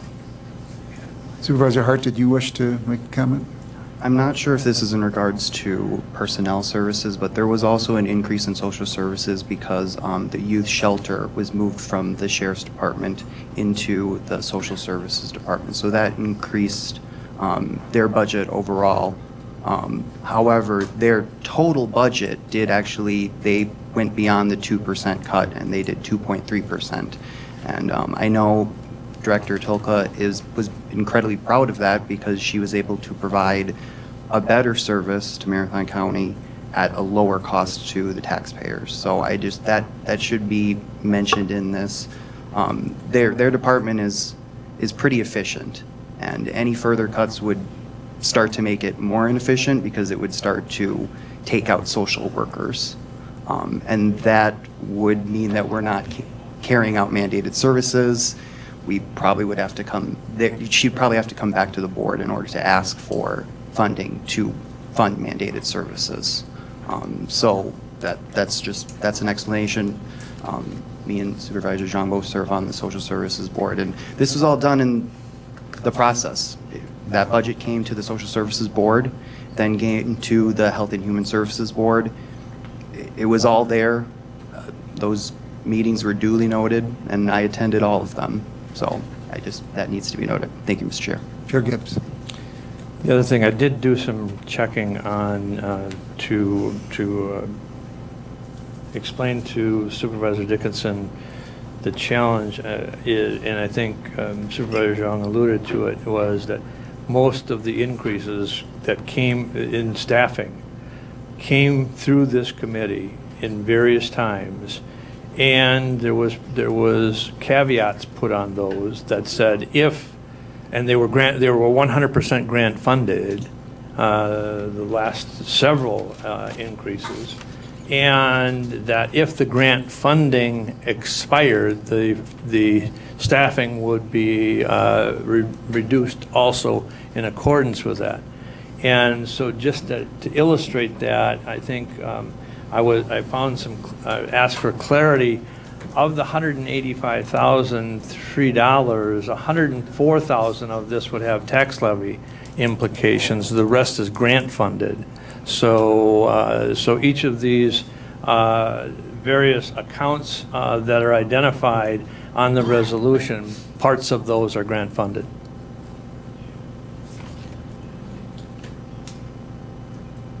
So Supervisor Dickinson has requested that the amendment be withdrawn for now, pending clarification, and you have the ability to introduce it tomorrow? Is that what I heard or not? Is that? I think that'd be appropriate. All right. So the amendment is withdrawn. However, it will be agendized for tomorrow should you, after that discussion, wish to offer it. Do that at that time. Is that, Mike, is that? The amendments are not separately agendized tomorrow, All right, so he could, they can be offered tomorrow. Yeah, he could offer it tomorrow. All right. Thank you for that clarification.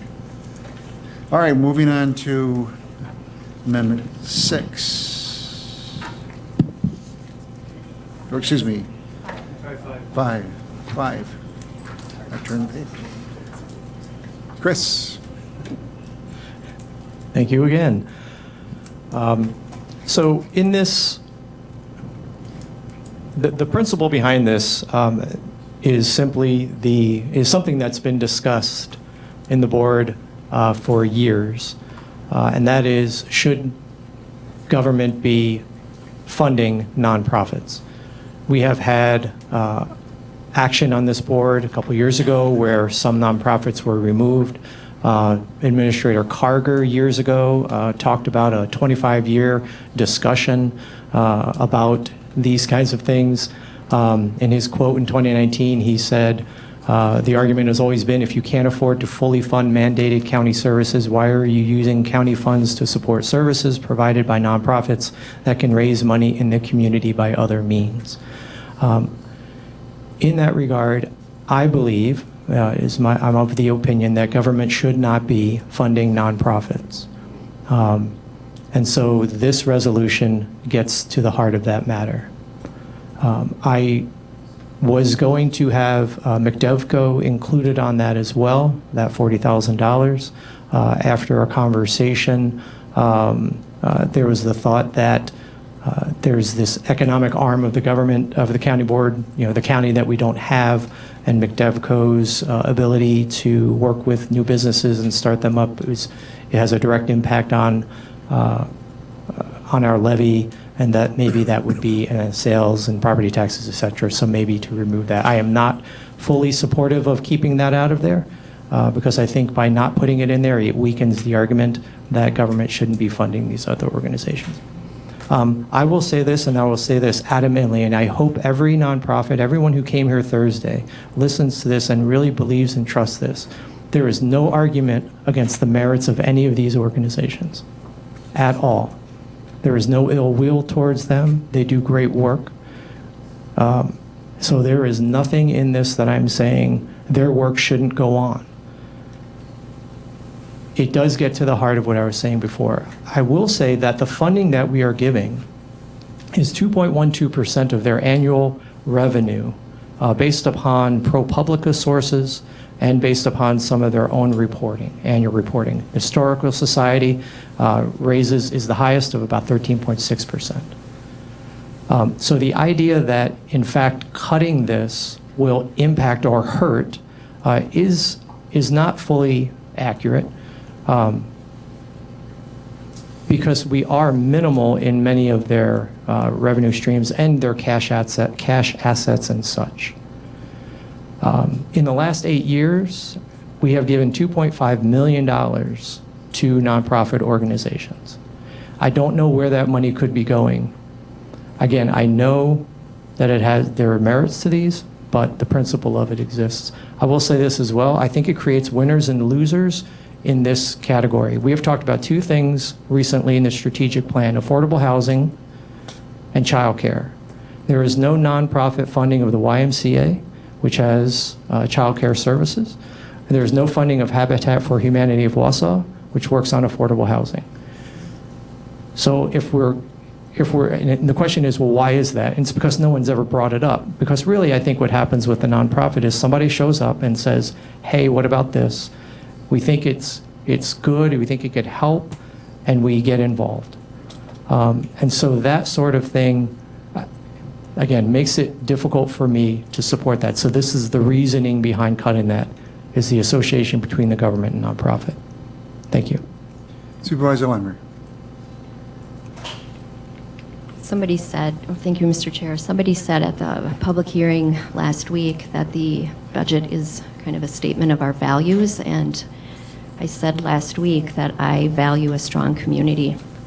And I've heard from Chief Blevin, I've heard from Lieutenant Barnes, I've heard from Deputy Chief Billup the importance of these not-for-profits. They save money, they save lives, they pay dividends. So the little bit of money that we put forward is compounded in the results. And I cannot stress enough how much I believe. My belief in government is maybe a little bit different than Supervisor Dickinson's, but I want Marathon County to be the preferred place to live and work and visit and do business. And to do that, I think we need to support the weakest and the most vulnerable and the most at risk.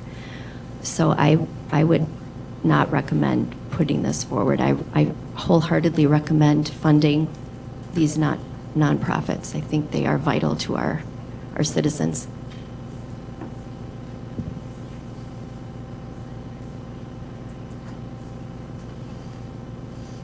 Other, Supervisor Morash. Thank you, Mr. Chair. In regards to the United Way 211, is that a separate entity than the regular United Way? Do they get nonprofit donations? Does it go into a separate category at all? My understanding is that it's a consortium of multiple counties, and some of the history on that is that years ago we had receptionists at health department, and I believe it's social services that were triaging calls, and calls would go into them with 211. Those calls now go to United Way, and they're triaged, and we've been able to cut staff in those departments. So there are consequences if those programs go away, but that is a multi-county, it's a statewide, 211 is a statewide concept with different consortiums where they provide services and gather the data for them, but it is separate from other operations within United Way. Okay, thank you. I have a follow-up with that. With the United Way, many of the businesses, big corporations in town, and North Central Healthcare for that matter, ask their employees for donations directly. There's sweepstakes, there's other kind of, they offer different benefits for their employees to have donations taken right out of their paychecks. Because of that, I don't feel comfortable taking money from the taxpayers in addition to what they might already choose to donate themselves. Therefore, if we do not support the United Way as a nonprofit through the county. That's savings for the taxpayer. They can use that savings to donate more through their paycheck personally. That's how I feel about the United Way. The Historical Society is a great place. I love history. But again, through the city of Wausau, they're donating. And that comes from the people that live in the city of Wausau. That comes out of our tax money that they are already funding part of the Historical Society. So that would be one that I would support nixing. 3, 4, and 5, I think, are very important for our community because it does promote being the safest and most the part of the safety part, because they do contract with our sheriff's department. Thank you. Supervisor Leahy, and then Thank you, Mr. Chair. I guess I don't look at this as, cutting funding would hurt these specific programs, but I look at it, as others have pointed out, that it could hurt Marathon County. We've heard in this budget cycle and previous budget cycles that, especially from law enforcement and the DA's office, that they do rely on these programs to offset some of their staff time and some of their costs, and therefore some of the Marathon County taxpayers' costs. I'd also just like to point out with the women's community specifically is that they use our funding as a matching program to secure other grants. I believe they need a government entity to provide funding in order to leverage that for other funding sources. So in that case, we would be pulling the rug out from under them here, and I don't think that is fair at that point in time. It would give them very little time to figure out a plan to stay funded. Thank you. we've had a request from Supervisor Boots to speak, if I can go to him. He's remote, so. And if you want to unmute. Can you hear me now? Yes. Can you guys hear me? Yes, we can. Yes.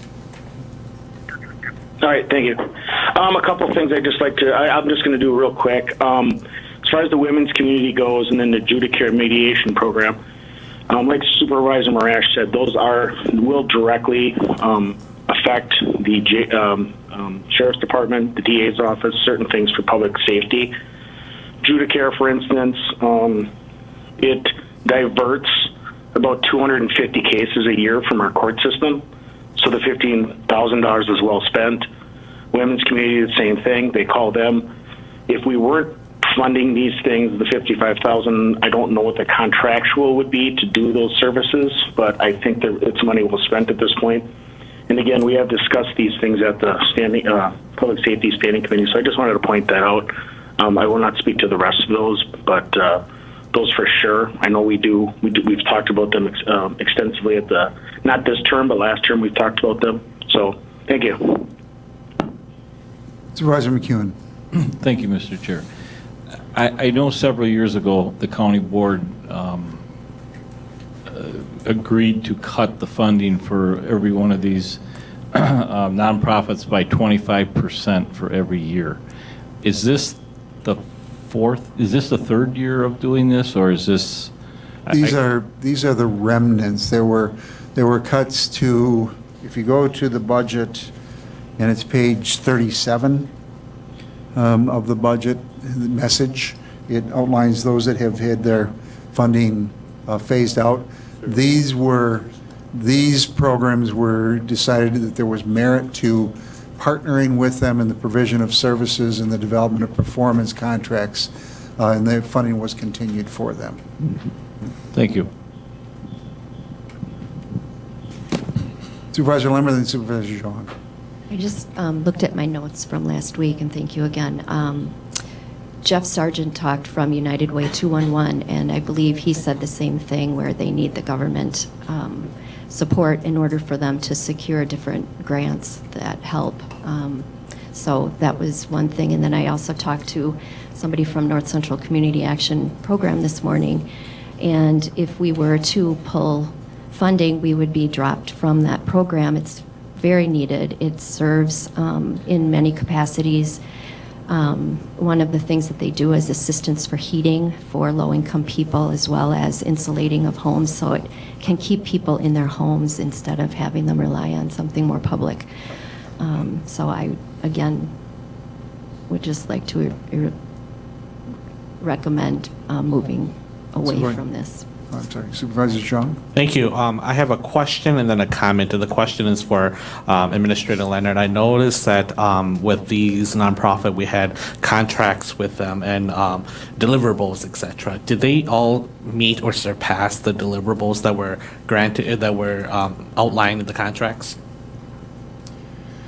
I met with all the nonprofits as part of the budget process, and my recollection is yes. And if you're looking in the budget book, you can see the specific contracts, excuse me, the summary of the contracted services that are within those documents. They begin on page 127. And one thing we can do moving forward, because I appreciate always trying to figure out how administration can bring you better information, what you're looking for. We can, during the year, bring those nonprofits in to talk about the specific work that they're doing.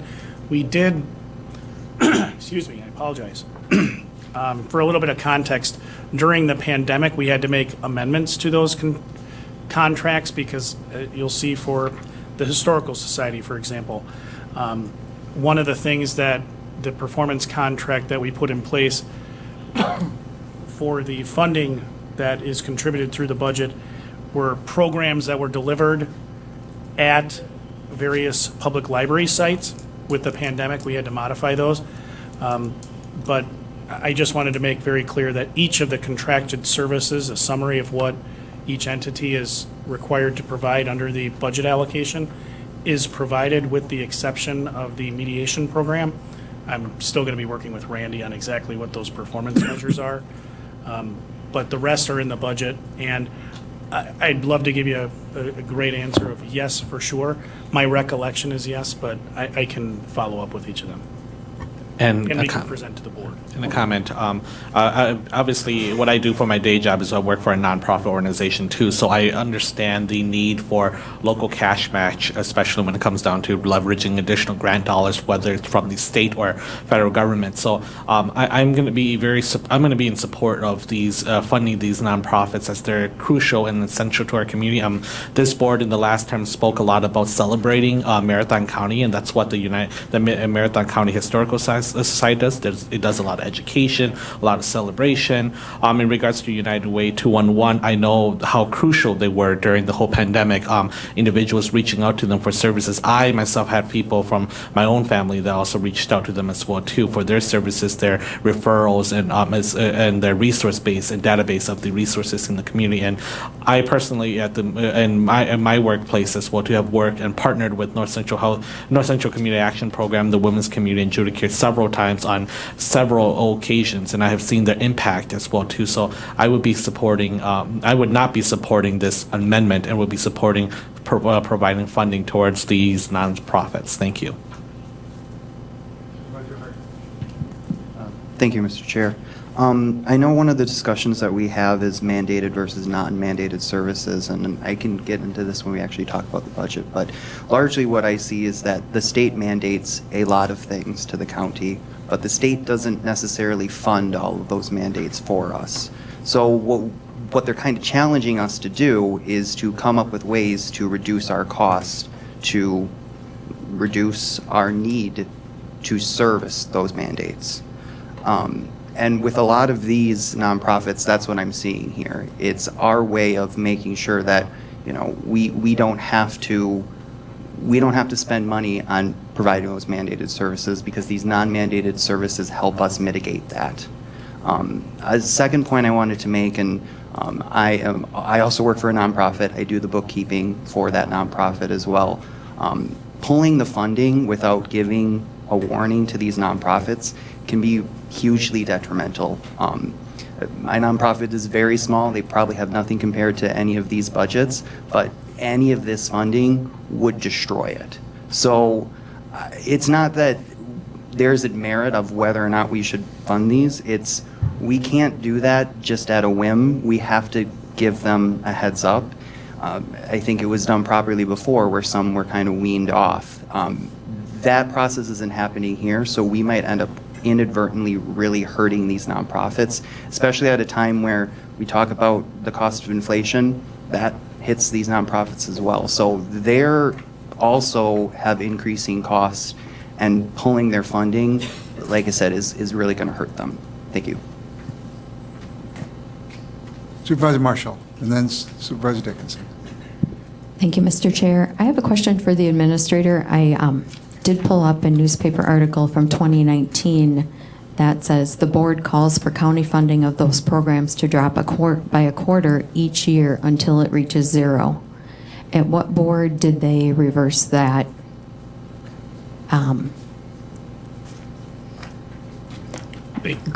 Reducing it by 25% until it reaches zero. My recollection, and I was not serving as the administrator in 2019 through the budget for 2020 when this happened, but as Chair Robinson referenced, a number of nonprofits, you essentially created two buckets of nonprofits. One, and if you go to page, I think Chair Robinson actually knew the page, he said it, and I don't know. 37. 37. Within the budget book, it separates out and provides some context to that decision from the board. One group did get reduced over a period of time, and this year they're not getting any funding. That's on, again, page 37. The second group of nonprofits, the direction to administration was to, rather than simply provide a set some certain amount, whether it's the Historical Society, rather than just giving $376, what does the county want to get for those services? As Chair Robinson referenced, so actually that was one of the things I was tasked with in early 2020, was meeting with all the nonprofits, and my thought process in doing those performance contracts was kind of in line with some of the comments by supervisors that have been made. A lot of these nonprofits do a lot of things. My tact was to identify those things that benefited county departments directly. So when you look to the pages in the budget book relative to nonprofits that I referenced before, starting on page 127, you'll start to see those contracted services kind of hit those ideas of what would matter to county departments. McDevco is, as Supervisor Dickinson referenced, kind of a little odd in that we don't have a department related to economic development, but you'll see the contracted service there. What I drafted the agreement to require was that they delivered 2 GEARS Certificate of Excellence, program sessions within the calendar year. That's a corollary to what was the entrepreneurial boot camp program that was delivered at the Education and Entrepreneurial Center that the board historically funded. Some time ago, the Entrepreneurial Center stopped offering that program because McDevco essentially took over operations of the EEC. And if you look to United Way, for example, you'll see the contractual services, as was referenced before. The 211 service, there's the opportunity, in my estimation, for it to support social services, the work we do at North Central Healthcare, making sure that individuals have access to that information when they call for assistance. So I tried to tailor each of the contracts to essentially say, hey, the county is funding the things the county cares about. The nonprofit can fund the rest of their operations outside of this in some other form or fashion. Thank you. Chair Gibbs.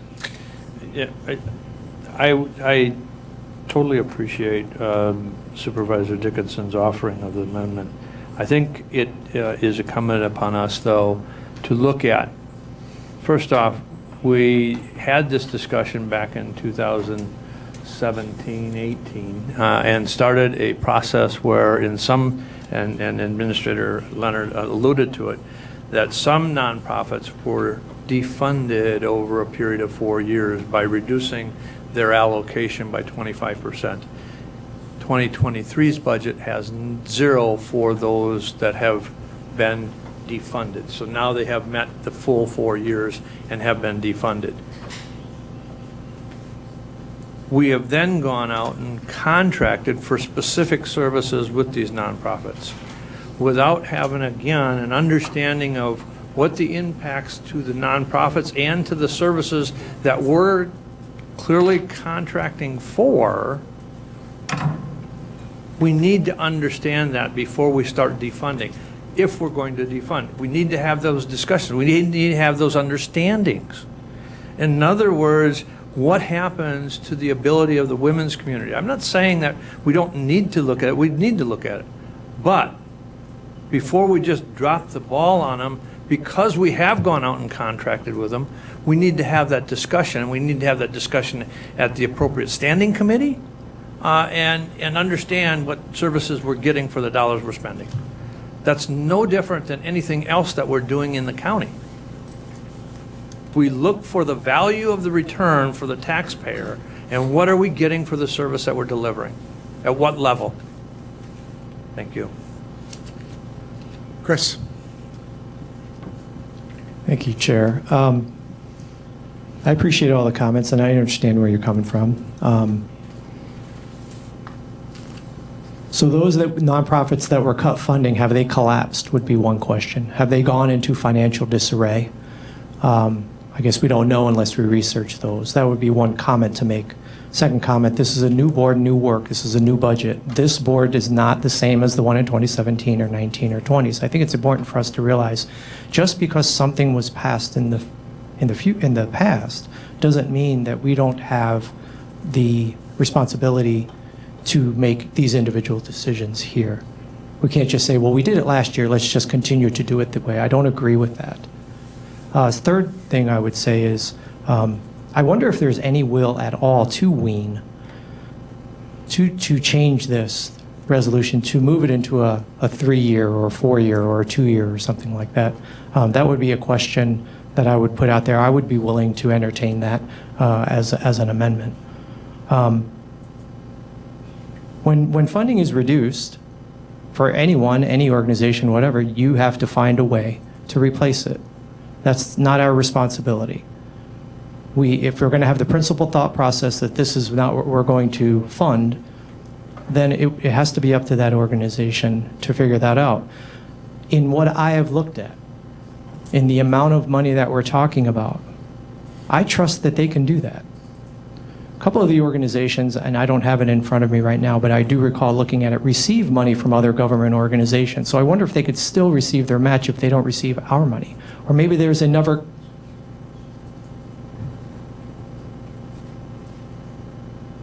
So if our organization doesn't do that, there might be another government entity that doesn't have that same thought process, would be the thought. And then I would say one other thing, and this is a question. Can we still have agreements and contracts without the exchange of money? Could we still be working with these organizations if we don't give them money? That would be a question for the administrator. I'm going to pitch that one because the elements of a contract is a legal question, but I used to play one, not on TV. One of the core elements of a contract is consideration. So, Mike, you can take that. Sure. Generally speaking, if I remember my first law school class, which was contracts, one of the elements of a contract is the exchange of something of value. So it doesn't necessarily have to be money, but a contract would have to be structured in a way that there is a give and take of something of value in order for it to be legally binding. I'd just like to... If I could just follow up on that, would that be appropriate? And that is, they wouldn't have to.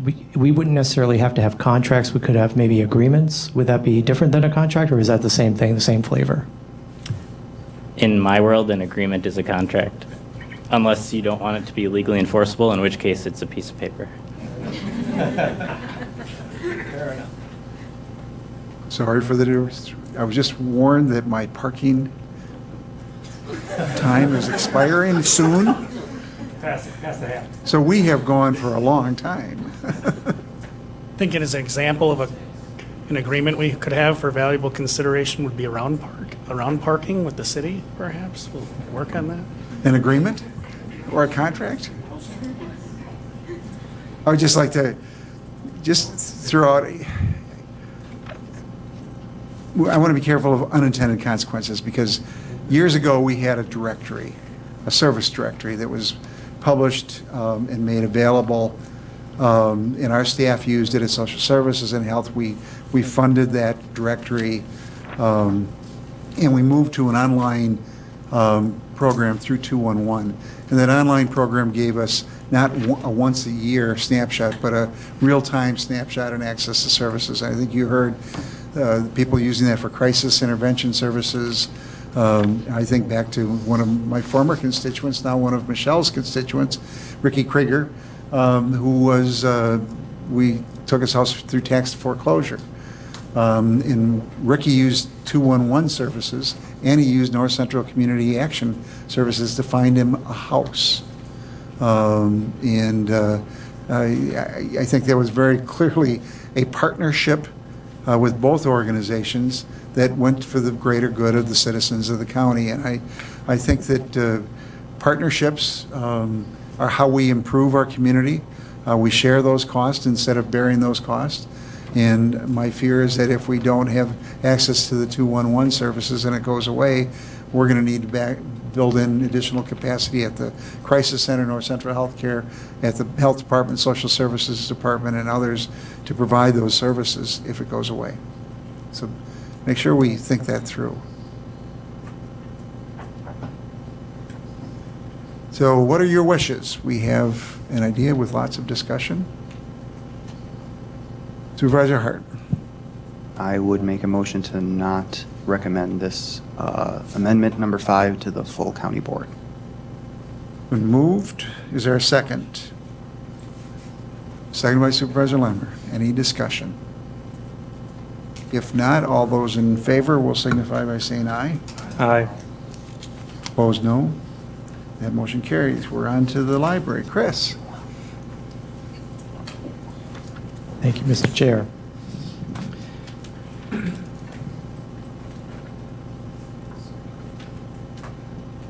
So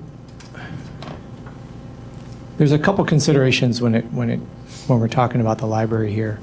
And I had communicated with Administrator Leonard about some financial information about them. So I'm going to kind of read, because I think it's just easier for me to get through the 3 points kind of relative to the library. So my proposal is a $365,000 reduction to the budget. It focuses on 3 facts. 1, the library has significantly over budgeted over the past several years, looking at the past 5 years in their financials that are in their board meetings. Number 2, the library has had a slow response to the books controversy ahead of this meeting, and we'll explain that a little bit more. And number 3, the county board's main influence and control on the library is financial. It's on the budget. We do have the appointments of some members to that, but obviously it's in the budget. So first, the library budget continues to be too high. In reviewing the past 5 financial reports for the library taken from their board meeting packets, the library consistently has significant unobligated funds at year end. This means expenses came in lower than budgeted. The amount has been as low as $90,000 and as high as $540,000 based upon the financial packets in their meetings. Regardless of specific amount, the overall result is a fund balance, a cash reserve, a savings account, whatever we want to call it, of $719,000 expected at the end of this year, according to Administrator Leonard. Looking forward to 2023, the library has increased its budget to $3.76 million, the highest of any of the previous 5 years. While coming in under budget can be a positive and having savings can be positive, it is inconceivable that year over year the library would be that far off, hundreds of thousands of dollars each year, an average of 8.5%. The administrator acknowledges this problem and addresses it in his 2023 budget summary on page 6 under mitigating future financial risk. He states he is reducing the library budget in 2023 by $350,000 for this reason. He believes the library can manage their budget effectively, and that in 2023, the library director is being tasked with developing a long-range capital plan. On page 14, the administrator explains the target of his reduction is the personnel budget, and states he believes the library will use reserve funds as necessary to fund operations. My proposed $365,000 reduction is not directed toward one expense category like personnel, personnel, but upon all four. It applies to the entire budget. This way, the library can make tighter budget decisions across all categories. However, if they choose not to do so, it is my intent, whether expressed in this resolution or not, that they can use some of that $719,000 cash reserve in the same way that the administrator proposes for his reduction. My proposal is in line with the administrator's plan to work with the new library director to develop a better library budget along with a broader long-range capital plan, which he states on page 14 will better aid our budgeting efforts. Second, the controversy surrounding the books within the library exists, and it needs a resolution. The interesting thing about this controversy is that it helps me and helps us, in fact, look at the budget for the library, which probably would not have been done in the same way. The resolution for this book's matter has not been timely from my vantage point, and the process has not been smooth. In September, dozens of concerned citizens went to the library board and were only given 10 minutes to share their concerns. They could have been given more. Those who spoke felt ignored and unwelcome, their comments, not mine. And those who submitted books for review have waited weeks or months for that review to occur. I spoke at the October 17th library board meeting in public comment, talking to the library about the growing concern about these books and asking the library to give the full county board an update of what was happening. I alerted them that the county board would be voting on the budget November 10th, and that could affect their budget. After having no update, I emailed the library board president on October 27th, reiterating these points out of concern for the library budget, not as punishment or anything else.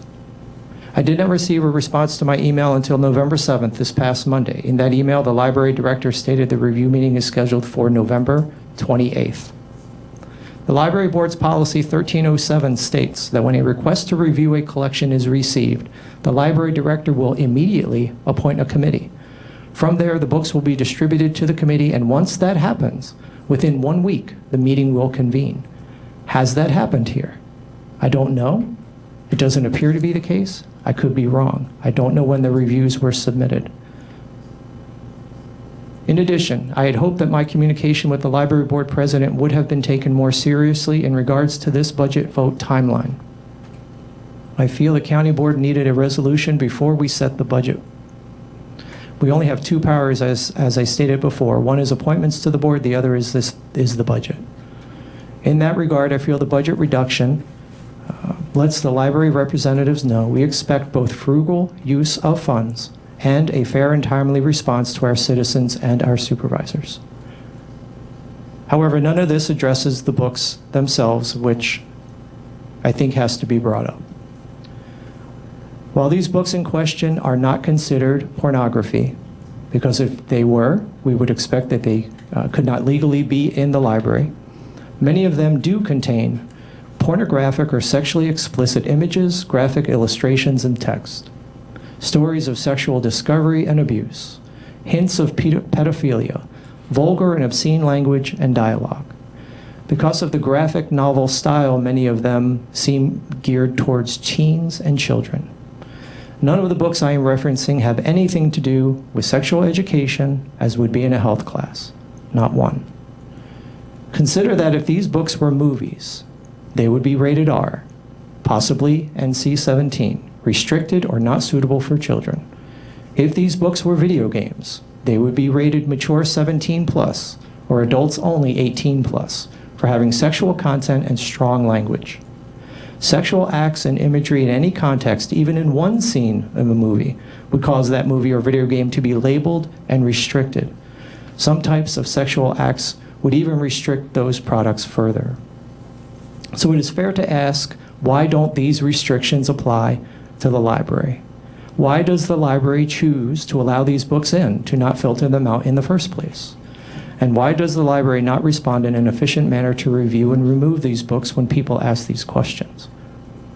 Also to note, each and every day, I would assume, or each week, or each month, whenever that schedule is, the library is actively making decisions on the books and materials they are bringing into the library. They don't just appear, they don't just show up from Amazon and someone puts them in the shelves. It is a decision. And each and every time, they are in fact not choosing some books based upon their criteria. There are books that you can look up, that I have looked up, I won't state them here, that are award-winning books, best-selling books, that are not in the library. So by them restricting those books, is that banning books? Is that censorship? There has to be some sort of criteria. I believe all people are asking for is the library to do a better job at keeping these books out and be more responsive under their policy to address these challenges. They are also asking the library to do its part as an important part of our community in protecting children and even adults from the harmful effects of pornographic imagery. Our state statutes do that. Our Marathon County Code does that. I am sure our departments do that, and on and on. Why should the library, as a representative of our county, be any different?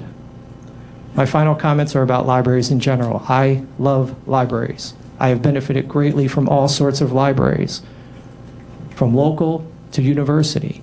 As a child, I would stop in the library after school, do homework, read, make copies, back when we used to make copies for 5 cents or 10 cents, and even nap. I would meet friends, we would gather. It has nothing to do with the library and what it is as an entity, as a valuable resource in our community.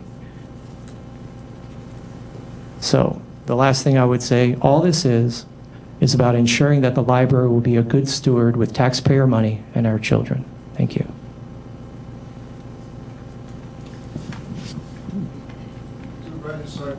Thank you, Chairman. I agree with Chris on the books. I've had emails against taking books out of the library, so I'll email back, have you seen the book? Oh no, send me the title and the author. And then I email back, let me know what you think. Not one of them has emailed me back. And that's just, but the other questions I have is the Marathon County Library, what division, are they southern or are they northern? The Valley Libraries? Right. Is it the northern Valley? Now several years ago, there was a push to move to the southern library service. And all of a sudden that was tabled. And I know the some of the people on that board, and they were in favor of switching. So why wasn't it switched? That's one question. The next question is, are all the towns and townships in Marathon County required to be in the library system? And if some can opt out of the library system, why is that allowed? And why can't everybody opt out? If I could, Mr. Chair, I think a lot of those questions are probably properly, not properly agendized today. Today is about the budget amendment. So the specific questions about the library service system and decisions about how municipalities opt in and out, I don't think the public is properly on notice of that discussion. So I guess I would caution that continuing to have that discussion is potentially an open meetings issue. Tom, we get you an answer, but not today. Okay, and then could you get me an answer on why the town of McMillan pays $110,000 to the city of Marshfield? The town of McMillan pays more than that, and I have no idea how much Abbotsford and how much Colby pays. So, And thank you. Mr. Chair, I can get you an answer to that particular question. Thank you, Mr. Chair. I just want to ask a question to Corporation Counsel, but I want to start off by saying I appreciate the comments made by Supervisor Dickinson. This is not in any way means to disregard his concerns, but the discussion about the process of the books, is that germane to the discussion of the topic that's currently on the agenda? Are we violating any open meeting laws if we were to talk about the process to select books? It's a good question. It is one that I've thought about. The discussion of the budget and particularly funding for the library, I think, is a pretty broad question. And so I understood that Supervisor Dickinson was in part providing a justification behind his amendment that related to the process regarding these books. In that case, I think the discussion is germane. However, if we're talking about changing a process that this committee or the board doesn't have control over, I don't think that is a discussion that's germane. It's not under the jurisdiction of this committee. But as it relates to the funding decision, I think the discussion would be appropriate. So I think it's a difficult line sometimes to identify and follow. I'll do my best to weigh in when I think we're getting close, like I just did, but I would say use some caution as far as trying to identify that line, and I'll try to help as well. Thank you. Supervisor Van Croy. Thank you, Mr. Chair. First off, Chris, it's unfortunate that I have to let you know that napping is not allowed at the library, at Marathon County Public Library branches, so be careful. And also, Tom, if you want to have a conversation about WVLS, I can give you my perspective when I came in kind of in the middle of it, but if we can set up a time to talk, and I'm more than happy to talk about that. I have several points to make, so this might be a minute. I'm going to start by just talking about the proposed amendments. So the number one is decreasing the personal services line. Is that the one I want to talk about?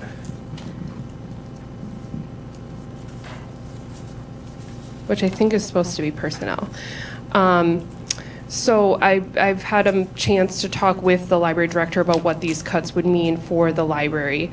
And if there was a cut to the personnel line for the library, that's about 15%, it looks like. And that could result in loss of jobs for employees at the library. On top of that, because they would not have that in the budget to pay for these positions, it could result in reduced hours at WASA and then possibly the closure of branch locations, which does seem extreme.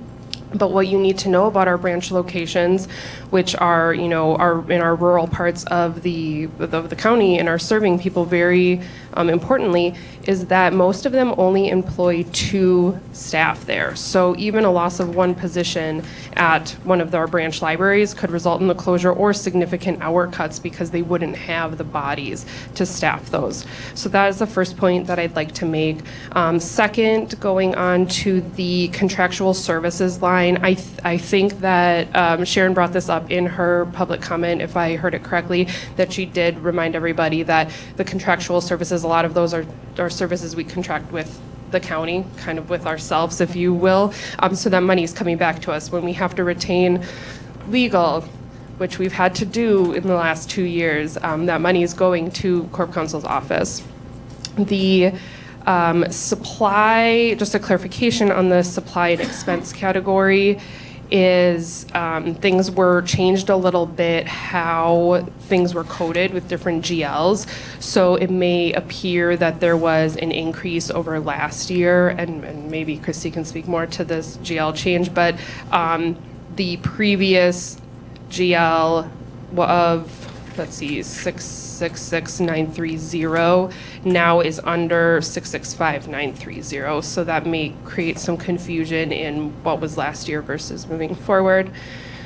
And then the reduction in the fixed charges. Again, I think Sharon mentioned that those are fixed costs, like insurance expenses that we as library are required to take up because we are Marathon County employees. So those are fixed. They can't be changed. The library did reduce their operating budget by 2.3% this year as requested. And so I just think that we should be thoughtful that they went through that. And that these cuts would have an impact on our library and on the services that we are providing to Marathon County residents. I know that the idea is that we would use this fund balance that we have because the library gets to keep their rollover every year. And I recognize that there's a significant amount of money in that fund balance, and obviously the administrator has cut a lot from that with his proposed budget, which leaves, about $370,000 per the estimates coming in. And this cut would reduce the rest of that. If we're saying we're going to use these funds to then make up the cuts that are proposed. So I'd just like to give a little background on some things that money is used for. And there is, I can't speak for previous leadership at the library and why they would have over budgeted every year. Those people are no longer with the library. If you followed anything in 2021, there was an investigation done regarding a hostile workplace at the library. And after that was concluded, we had 4 leadership staff. There's a director and 3 managers at the library. When all of that was done, there was 1 person remaining. That was Leah, our current director. She was a manager at the time. She did get the director job. We hired her in, it was like very end of last year, beginning of this year is when she came on. So she was the sole person on a 4-member leadership team to remain. Over the last 10 months, she's been hiring those other 3 managers. So they are all coming on right now and trying to figure out what has been going on over the last 10 years with this previous director, this previous leadership team. And so one of the things that is incredibly important is the IT infrastructure that the library has. Lots of computers, printers. I think they still have copiers, and it might even be 10 cents to use those things. And we know that there's a cost with all of that, and it doesn't appear that there was any plan by the previous director to have an inventory of those items, to have a replacement plan for those items. We know that computers, phase out.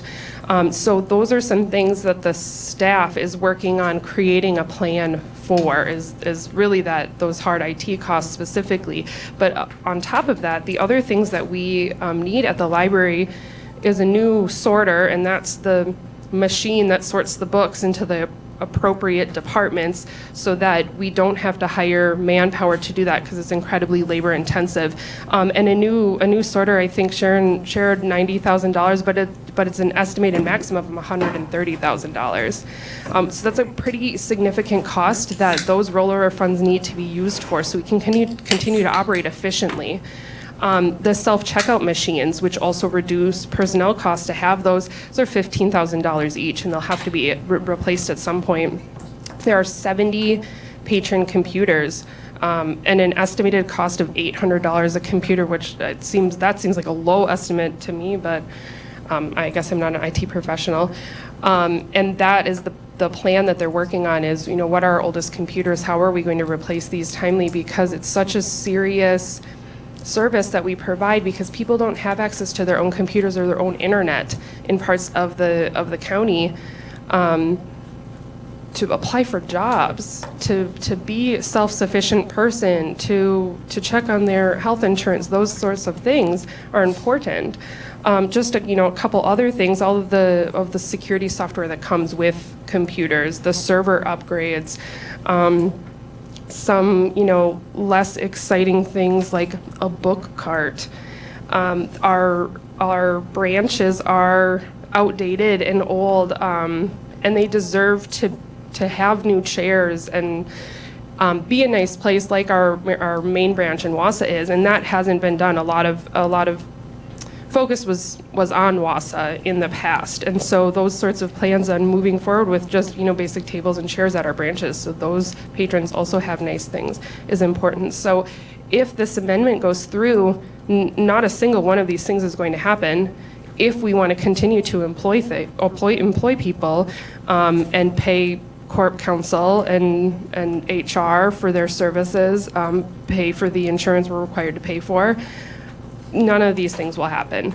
We won't have an updated technology needed. We won't have a sorter that works, that cuts and reduces human time put into that. So this is really important. I can't support that, and I'm begging everybody to not support this. I understand the frustration about the books. I'm not going to get into the process or the policies behind that. I understand people are upset. I also just think that taking a step back and thinking about the ramifications of defunding or funding the library less because you're upset about something that is in the library, that speaks volumes to the people of this county. And I think that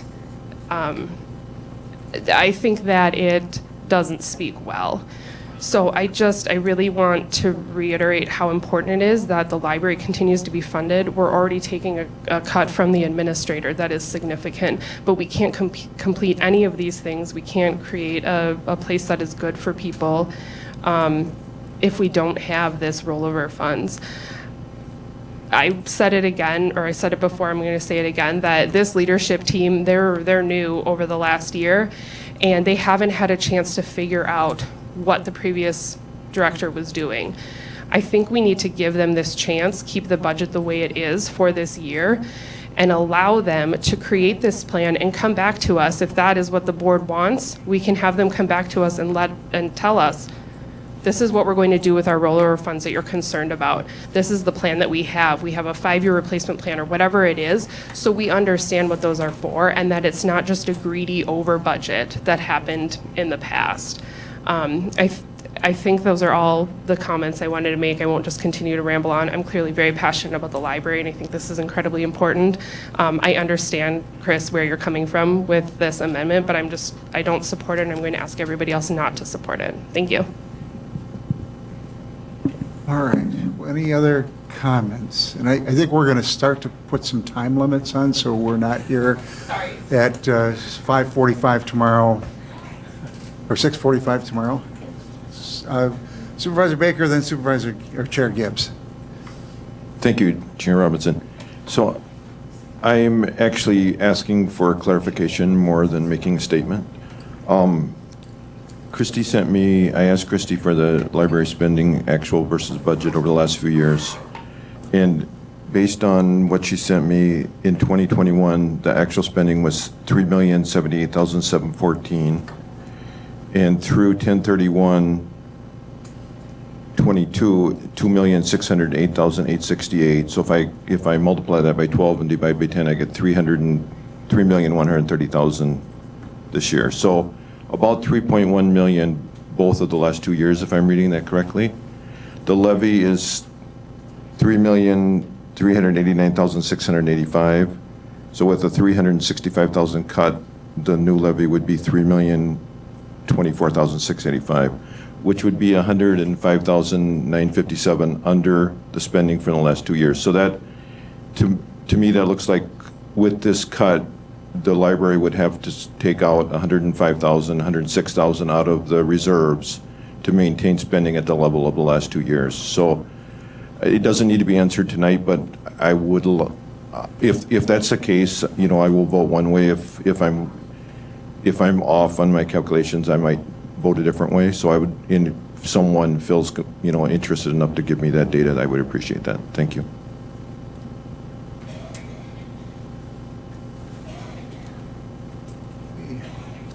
Chair Gibbs. Thank you, Mr. Chairman. I just have a simple question, maybe more of a complex question for Corp Counsel, and that is, in light of all of the discussion that we've had about potentially books that are deemed by some people and maybe even myself inappropriate, however, going at and providing a budget amendment that removes $365,000 from the library budget, does that get into a potential of being punitive in nature because the books have not been removed and then create potential liability to the county? Thank you, Mr. Chair. I will agree that that's a complex question. So, generally speaking, the county board certainly has the authority to appropriate funds to the library in the amount the board approves. I have reviewed some case law on similar questions about, are there guidelines applicable, particularly under the First Amendment and a First Amendment analysis, about if books are removed from a public library? There's a Supreme Court case, it's called PICO, P-I-C-O. I don't know why I just spelled that for you. It's a court thing. But in the PICO case, which has been cited by a few federal district courts around the country since it came down, what the Supreme Court said and what other district courts have said is that the court has to look at the actual motivation of the governing body in their decision to remove items from circulation. If the decisive factor behind removal of a particular book is personal disapproval of the ideas contained in the book, there have been cases where that has been found unconstitutional and infringement of First Amendment rights. Now, we're talking about the county board providing funding to the library, which is not in and of itself a decision on whether these books are removed. The library board makes that decision. We don't make that decision here. If funding being removed can be directly tied to books being removed, would that subject the county and the county board to litigation? I guess I could see that potentially. I don't know. I've never seen a case or have not read a case where that has occurred. So I can't say that there is a cause of action there or there isn't. Really, the cases that involve the First Amendment are cases against the board that actually made the removal decision. So it's a complex question that I didn't answer, I realize. But that's the analysis I think to look at. And is there a risk? I think there is a risk depending on how closely the funding decision is linked to any subsequent removal decision, but because the library board is politically insulated from this board and is empowered to make those decisions, the ultimate liability for removing titles would be on the library board, which of course comes back to the county in some way, but that does not really answer your question, Mr. Chair, but that's the best I can do.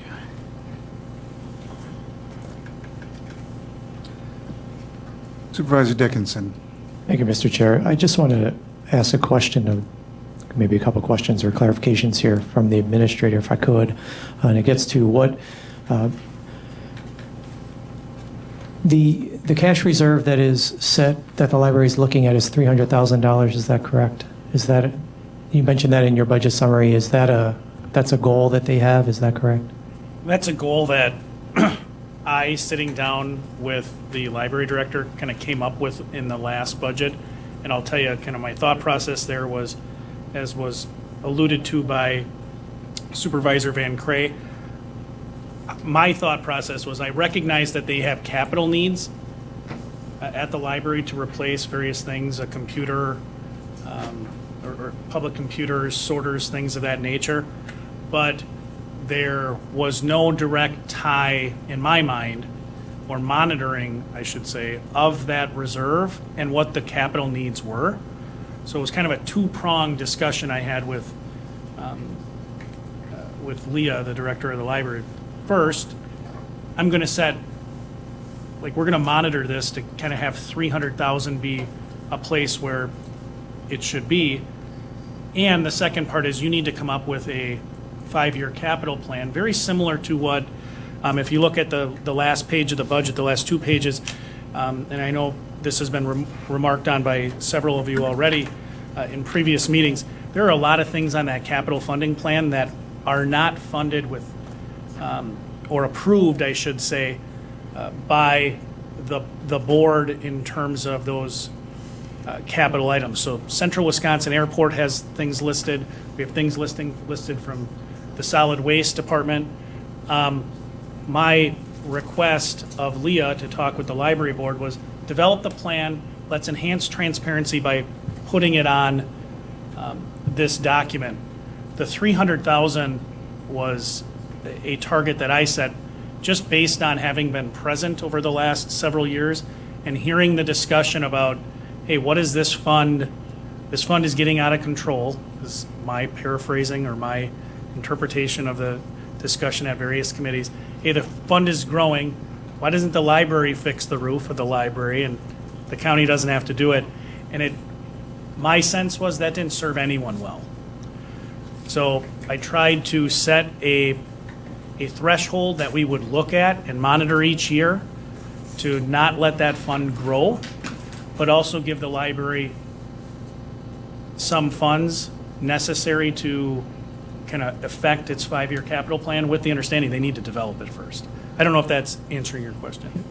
And so, okay, it does. To follow up in that context, then, you're using the $350,000 to give the library the choice of how to handle their budget, right? If they use that money,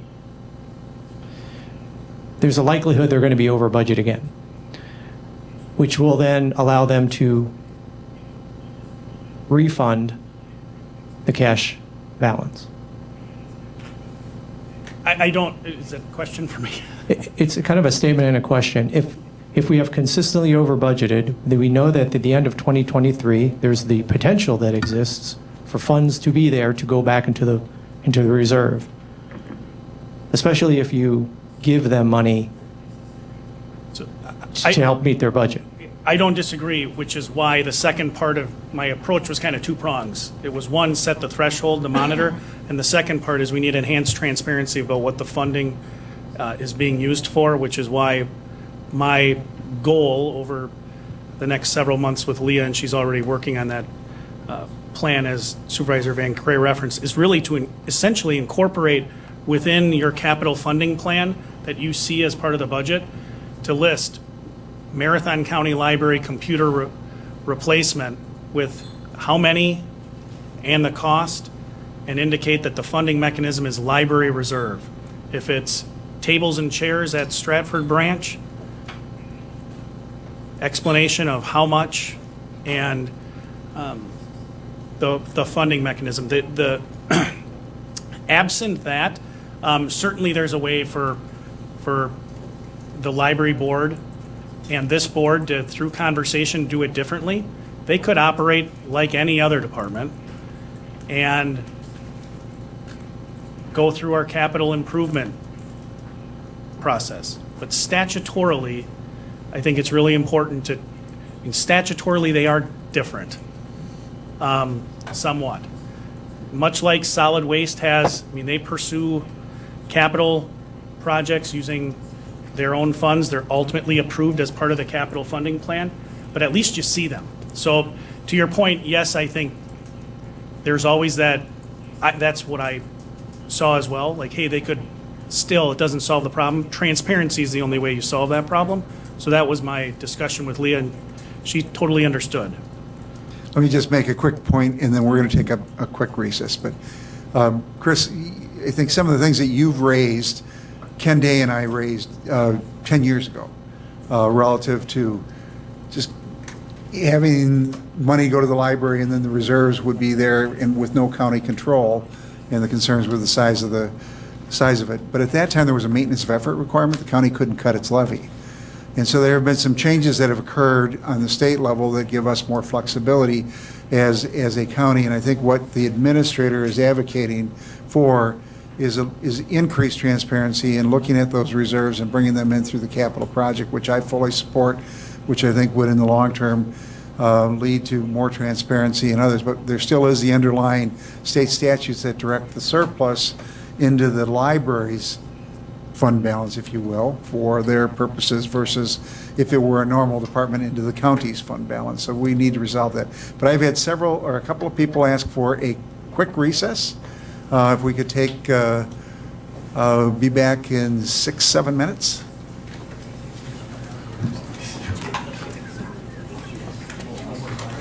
I'm sorry.